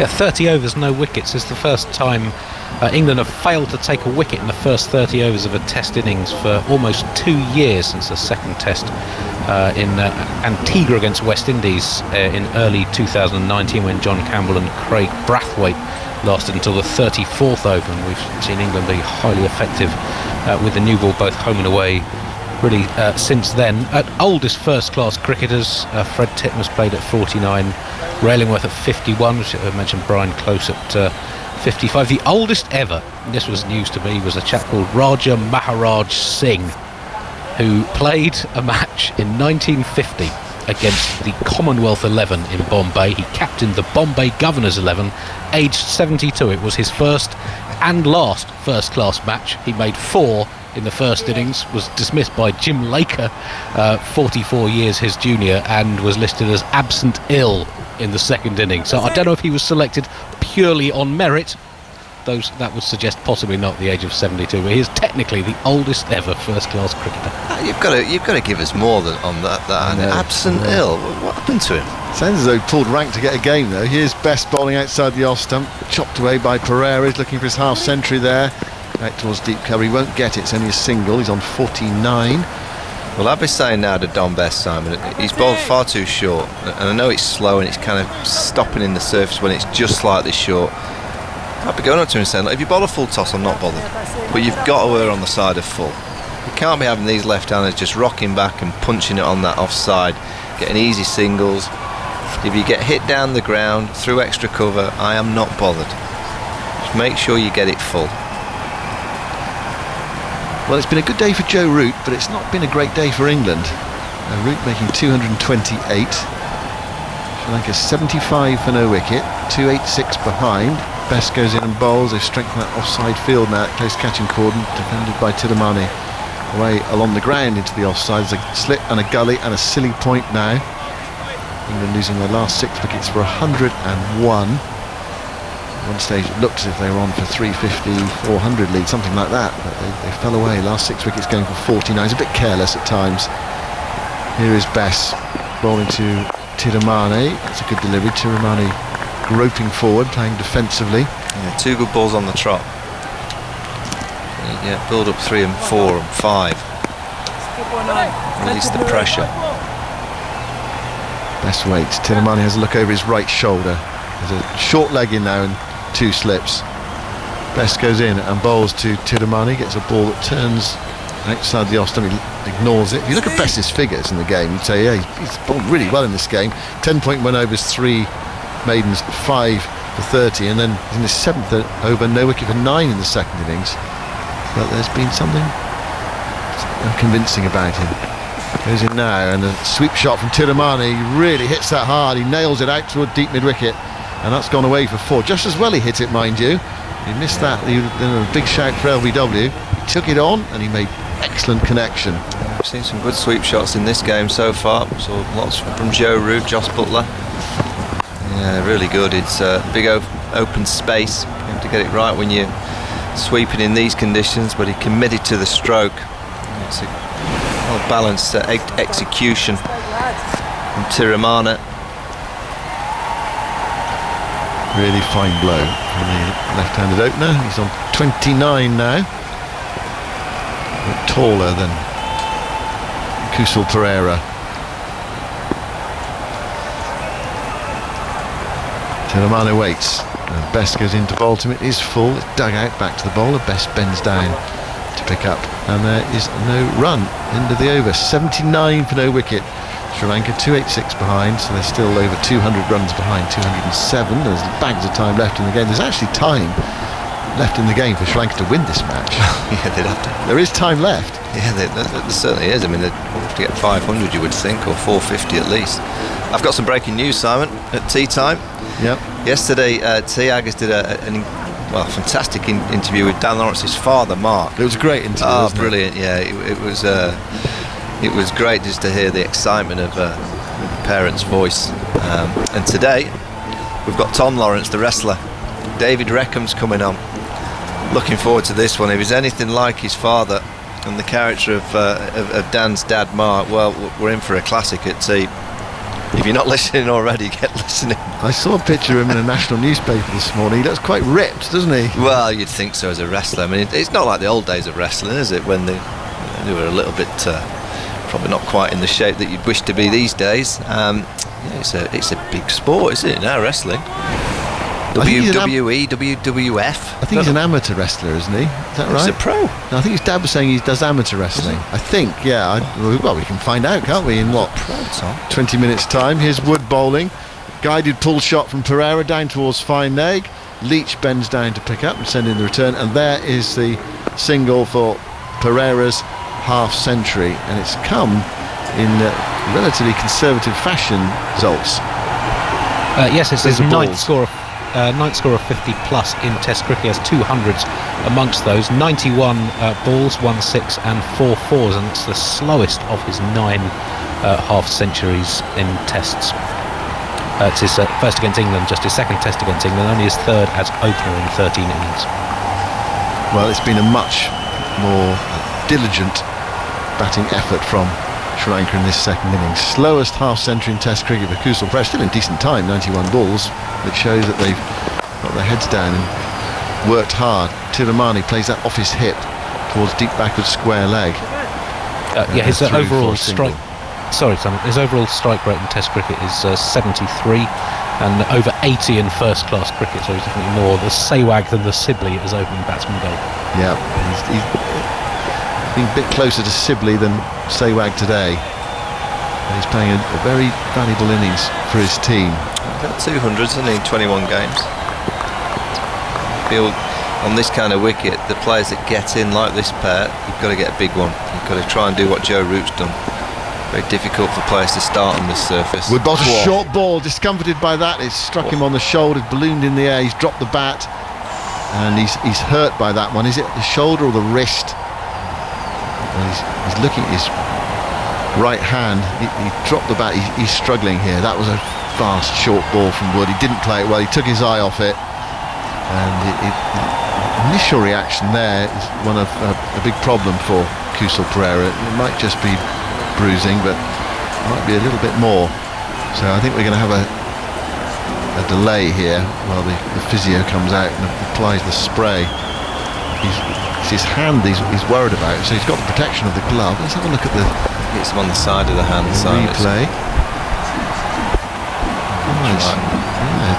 There's a lot of glove involved in that. I think there would be the protection from the glove. It's not on the fingers, is it? It's right. It's on the sort of meaty bit of the glove, if you like. Yeah, and that part of the glove does have quite substantial padding.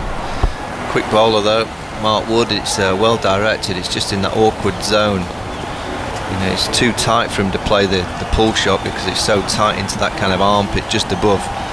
So he's tried to kind of, in the end, just almost get out of the way, but it's just hit him straight on that hand hard. You've got Grant Flower just. Here we go, the magic spray. Yeah. That works. It solves most problems. Yeah, just put a bit of spray on it. If there's a break, it'll just kind of put it together again. Well, when they're playing Test cricket in 200 years' time, there will be a spray that you can bring out that just heals Ravi Jadeja, you can do with something like that. Just spray it on, it just heals the bone. A bit of tape now, a bit of bright yellow tape going on the hand. Not seen that before. It's going to be a bit awkward with the gloves. Obviously, that you have to put over that tape. It looks like it's just being taped around the wrist. No physio, but I've been hit on the hand many times. I never had a physio come on and tape me with a potential bruised hand, or worst case scenario, a little crack in there. I don't know what the tape's going to do, Simon. No. Are you a physio, Simon? Do you know anything about the physio game? No. You just get the spray out, wouldn't you? Simplicity seems to work. Bit of ice. I think with Mark Wood bowling, I think I might retire hurt, actually. I'll come back later when the spinners are off. And it looks as if he's going to continue after he's been taped. He's a stranger. I don't think I have More tape. seen that before. I don't think I've ever seen so much tape. So we've had yellow tape, we've had the the stickier tape to keep the yellow tape down. So the yellow tape maybe is just a little bit of toweling, and now we've No, got the hand's being bandaged. Yeah, now we've got white tape coming out there. It's a full bag, isn't it? The spray yellow tape, a kind of a brown tape, Yeah. which is the stickier stuff to keep it on, and then the white sticky tape as well. Yeah, the whole hand's getting taped up now. That's going to be awkward to bound with having that under your glove, and more tape, and then back to the brown tape. So we've got 4 bits of tape. 4 layers. This is incredible. It's really hard to manoeuvre the hand within the glove. You do need to have some flexibility with the hand. Yeah. Anyway, he seems happy with it. Well, you'd know, I think, because he's moving it around, he's kind of getting his right hand into a fist clench.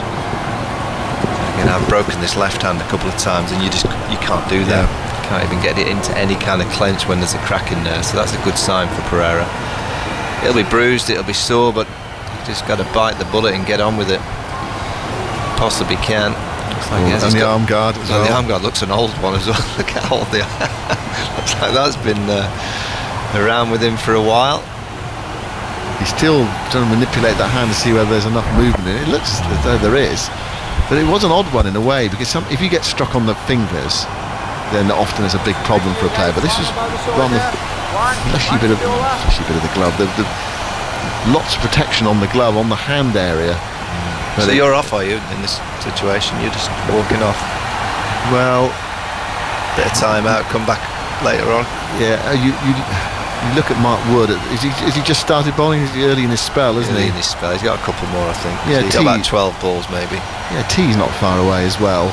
Might just say, I'll duck off for a bit. Come back when we're 400 for 4. See, the spray, it's a big red canister spray, and it's called coolant. Right, we're back with Kusal Pereira, and Wood goes in and bowls, and that's a really good shot from Pereira, flicking that off his hip, pull shot, going towards Lawrence on the deep square leg, but he's still trying to manipulate that hand, but it was very well played. Wood dug it in. It didn't quite get up as much as I think he was hoping there. Swivel pull gives Pereira the single, takes him to 51, and Sri Lanka fighting back in this game on this third day. Mind you, they've got a long way to fight back. They were miles behind when the day's play started. First innings lead of 286 ultimately for England. Sri Lanka 82 for no wicket, showing the sort of resistance actually I think we expected from them on the first day, really. Yeah, it's good to see. You want to see a bit of fight in a team. Wood bowls to Tiramani. Tiramani's up on his toes to a ball that's short of a length. Back down the pitch, Wood kicks it, so he doesn't have to bend down and pick up, which allows someone else to do the shining. Besto route out for 228 today. Curran 0, Butler 30, Best 0 run out, Leach 4, Wood 2, and Broad 11 not out. 4 for Pereira, 3 for Endel 2 for Fernando, and then the run out. So England 4:21 all out just before lunch. So took lunch, and Sri Lanka come out this afternoon and resisted. Last ball of the 32nd over. Wood bowls outside the off stump. There's an up and over shot from Tiramani. It's in the air, but it's going to land safely. Best running back from backward point towards the boundary, picks it up and sends in the return. And Tiramani comes back for 2 runs. What Wood's done here, though, he's just got the batsman going a bit. Hammering the ball into the surface, struck Pereira, and Tiramani there nearly holding out, but got away with it. 84 for no wicket. Wood's bowled 4 overs, 0 for 18. T is what, just over 10 minutes away. Yeah, he has. That's what quick bowlers can do. They can just unsettle a player into, I describe it, the kind of beans get going. You get so kind of pumped in adrenaline. It's a good as a expression, that. It really is very explicit. Yeah, you do. You get kind of into this kind of adrenaline rush as a batter, and you kind of forget the game situation. But the game situation for Sri Lanka is just to stay controlled and play very low risk cricket shot. Because you've got someone coming at you at 90 mile an hour, you kind of get a little bit excitable and want to take him on, and you don't want to be. It's almost like he's offended you when he's hit you with the short ball, so you don't want to be seen to be kind of being hit all the time. So you play a few more shots and you try and intimidate the fast bowler. That's why they're so important in attacks. Right, Bess is going to be in his 8th over. No wicket for 13 so far. He's bowling to Kusal Pereira. He's got the T interval in his sights. Best bowls, it's full, it's driven firmly. There are 2 short extra covers for Kusal Pereira. And it goes to the straighter of the 2. And there's no, he's still rigging that hand. The contact on the bat is jarring every time. Yeah, I think it is. He took one hand off the bat there. So he's got a problem, Pereira, clearly. Question whether he can battle through it. Bess goes in to him outside the off stump. 2 short, cut away, controlled cut towards deep cover by the Crows there. England have a fielder, so it's only a single. Pereira to 52 and Sri Lanka to 85 for no wicket. 201 runs behind still. Bess moves into bowl. Ball turns, pitching just outside the off stump. Tiramani spotted the off break and allowed it to go by. Sharp turn. Tiramani played it comfortably.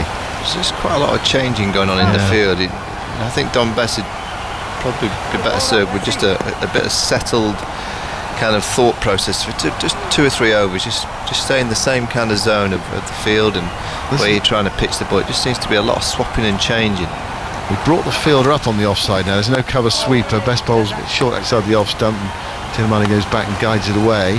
I wonder whether they were trying to bring the field up to make sure that Pereira's on strike for the next over against Mark Wood. It might be an element of that. It's quite a defensive field now. Ring on the offside, ring on the on, down to 1 slip. Or just to say to him, look, we're going to have a defensive, but just bowl for a bit. Bess goes in too short, and he's found the gap there. There's no cover sweeper, so Wood has to chase it back towards the boundary. Picks it up inside the rope. Can he keep it down to 2 runs? A very high looping return. Yeah, it's a strange field. It's like a kiddie field. You've got 3 in the ring on the onside. You've got a square leg and mid wicket and a mid on, then 4 in the ring on the offside, a slip, and then a sweeper behind square on the leg side as well. There's a slip in place, and that's it. Yeah. All the catches around the bat. I mean, it's bizarre, really. You'd hope to have at least another catcher around the bat, especially with the ball turning like it is. Tiramani's on 34 with those 2 runs. Sri Lanka reduced the deficit to under 200 now. Bess goes in completely over. He wants a dot ball here, and he gets a dot ball. Tiramani playing defensively off the back foot into the offside, and there is no run. So we are going to see Wood against Kusal Pereira again. How long that lasts remains to be seen, whether Pereira can get off strike earlier in the over. He's put his bat and his gloves down again. I think he might be getting some more treatment, but so far so good from Sri Lanka. 87 for no wicket, sort of partnership that gives the dressing room some confidence and something to play for as well. You get the lead under 200. Well, just a very, it's not a negative goal at all. You'd be saying as a team, come on, let's just make England bat again. Just get them with the bat and pads on again, and if you have that kind of mindset, you'd have scored over 300 in the second innings. 1 or 2 individuals get in, go big if you possibly can. Don't just relax and think that you're always in on this kind of wicket. Pereira now, he's taken a blow. He's obviously there's more tape going on, but it's like a boxer. Before a big bout, he's getting his hands strapped up. Now he's got to stay in his mind very controlled, because you can get a sense that he's probably ticking and he wants to play a few big shots, but he's also got to look at the scoreboard and think, wait a minute, for the team I've got to get 100, if not a 150. If I can get 150, and 2 or 3 others bat around me and get 50s or 70s, well, you just never know in cricket. And that deficit's now 199, 87 for naught. Can they get another 300 from here and give England 100 to chase? You just never know in cricket. Yeah, definitely. Well, it's now the highest opening partnership against England for over 3 years, since Bancroft and Warner added 122 at the MCG in December 2017. Yeah, they play well. Pereira's got the test now of Mark Wood. He's clearly struggling with that hand. I wonder whether there might be a crack. There'll be a physio listening, and I'm sure they'll be able to give us a reason why you take a hand that's had a ball hit it so hard. Why are they taping it so hard? Is it as you said, that maybe there's a crack in there? Wood goes in, bowls a short ball outside the off stump, and he gets off strike straight away. He guides it away into the offside. It's a remarkable field actually that Wood is bowling to. It's difficult to tell close-in television pictures, but there was no one saving one on the offside there. It was like a player, you know, when you have a situation at the start of an over where there's a player in and a tail ender at the other end. The field was scattered. It's hard to comment on the field because we can't see it all, but it looked a peculiar one. Picture here of Pereira pressing down on his hand, almost have a real zone that's hurting him hard. Wood bowls to Tidamane. Still pushes away into the offside. So I've broken this left hand, which is the equivalent of Pereira's right hand, the top hand in batting. And I broke it twice in my career, and there's no way in a million years I could have faced another ball. Right. I got in my stance to fake, and as the bowler, I just said, "Nah." Were you struck in the same straight? I had same place on the side of my hand. Right. I broke this bone. It's a bit bonier there, isn't it? Yeah. I never got a break in the middle of the hand, of which Pereira is struggling with. It was on the side of the hand. I did that twice. Wood ran the wicket to Tidamane, nudges that off his hip towards a deepish leg gully. It was in the air for a while, hands on heads out there. Yeah, one was just short of him. One was to Mike Smith, the left arm from Gloucestershire at Headingley. One just flew off a length, and one was to, I think he was called Matthew Kazar, played for Northampton. I was on 160 odd at Headingley. Bounced me, similar to Pereira, and just kind of got in a bit of a pickle. On the side of the hand, snap. And I tried to bat on both occasions, but on each occasion I kind of saw the bowler running and I went, no thanks. I kind of knew, you just know that you... How long were you out for, can you remember? 6 weeks. Yeah, six to 7 weeks. Here's Wood bowling, very full outside the Austin, with a guided shot from Tidamane, looking to play that down to third man. He got it quite fine. It was stopped by diving root at slip. And there is no run. You go through the... when you break a bone in your hand, or back in the time that I did, you'd have to have a couple of weeks doing nothing, and then they'd just re-x-ray just to make sure there's been nothing displaced, and then you go, yeah, you're fine, and you start just gradually getting a squash ball in your hand, just squeezing the squash ball, and then you get to the stage of picking about hitting tennis balls, and you go to those Incredibles and it gets heavy, and then eventually you start hitting a few underarm cricket balls. Tidamane waits, Wood bowls to him, he's up on his toes, guiding that way into the offside. Coverfield's quite deep there. Best comes in and picks it up, and there is no run. 88 for no. We've just seen shots of Moeen Ali in the dressing room, which doesn't sound particularly unusual, because he's on the tour, of course, and you expect him to be in the dressing room because he's been isolating for a couple of weeks. So he is back. He's been released. He's been let into the wild. So it's good to see him back. You feel for Moeen, don't you? Yeah, definitely. Isolation, but this was a great chance for him to get back in the team. He'd have played. Played these 2 test matches, a bit of confidence leading into the series in India. Tidamane faces Wood, full ball on his pads, which he clips towards short mid-wicket, picked up by Bairstow, and there's no run, and that's the end of the Wood over. I think the disappointing thing there in that over was that Pereira got off strike so easily from the first ball of the over, and so Wood, rather than bowling short to Pereira, ended up bowling the whole over to Tidamane. Anyway, there we go, such things happen. Sri Lanka 88 for no wicket. They're 198 runs behind, and I reckon we've got 1 over to go until the tea interval, and it's been quite clearly Sri Lanka's day today, although she would far rather, it's the stronger position in the game, but their grip on the game has been loosened a fraction today by Sri Lanka. Moeen's been out of quarantine for an hour, came straight to the ground. I bet he did, just to try and be around the team. You want some sort of normality back in your life. I can see Aggers here. We're doing some research on the wrestler Tom Lawrence, David Reckham. He's nodding his head, he's giving us a thumbs up. Looking forward to this one.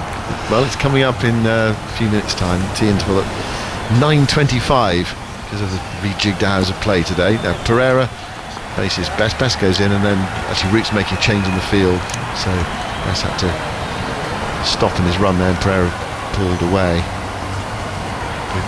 Down to this very defensive field just before tea, with just a single slip, no close catches apart from that, and a lot of defensive players. The sweeper's gone back on the cover boundary now.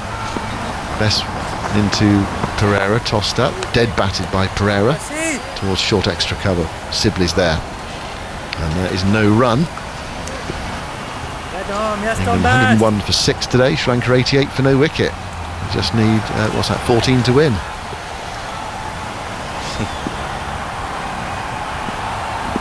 Best to Pereira, short outside the off stump, guided away. Again, too short. He's got that man back. It's Wood sliding to his knees. Again, a deep backward point. 2 more to Pereira. Just not a great sign for Don Bess. You bowling the last over before tea, England are well on top. Sri Lanka no wickets down, and there's just one fielder around the bat, and you're bowling to someone that's got what looks like an injured hand. Surely you put 2 or 3 round the bat just to try and force him into doing something, or just gambling somewhat at this stage. You've only got 4 more balls to go before you have a brew, and what they have for tea in Sri Lanka, a banana maybe, a protein shake or something. It's not a great sign in these kind of conditions, in the position England find themselves, that Dominic Bess can't have any more than just the slip around the bat.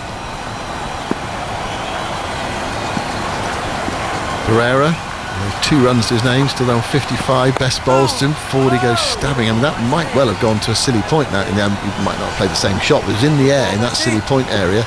But he can play with freedom. You've got an orthodox square leg to an off spinner that's spinning it quite a lot away from the left-hand bat. Best to Pereira. Pereira defends that, head right over it, back down to the bowler. There's a fancy footwork, Bess. Fields it, and there is no run. It's a strange position. Forward square leg fielder. As Pereira goes for a white and hits it to him. Pass over for tea? No, not so sure. Pereira comes forward. He's at defensively to Sibley at short extra cover. And there is no run. 1 ball to go of the afternoon session. A day that's belonged to Sri Lanka, although England still in control of the match at the moment. Sri Lanka a long way to go to wipe off that deficit. Still 196 runs behind, but still all 10 wickets in hand in their second innings. There is a silly point in now. Pereira guides that on the ground to Sibley again. Add extra cover, and there we go. The afternoon session comes to an end. 35 overs England have bowled in that lengthier afternoon session than normal because of the rejigged times today, with the rain yesterday. Sri Lanka 90 for no wicket, and that's more like it. I mean, that's the sort of response that we were, I think, hoping for. Everyone was hoping for, really. The last thing we wanted to see was a repeat of that first innings. Yeah, and it may be a little too late in this game. We'll have to wait and see. And Sri Lanka probably think, why didn't we do that in the first innings? But it's been a tremendous fight back today with the wickets that they got. Brilliant from Joe Root, the England captain, with his double century. England are in a dominant position, but full credit to Sri Lanka when you've been dominated for 2 days and you really are, in massive trouble to come back and show so much character on day 3. They've won both sessions, and from here on in they've pretty much got to win every session to try and get something out of this test match. But you can see why Chandamal, the skipper's on the balcony clapping this opening pair off. It's the perfect platform and the perfect foundation, but the breaks probably could come at the perfect time for England as well. Get 20 minutes of a breather, and then come out with a few different tactics.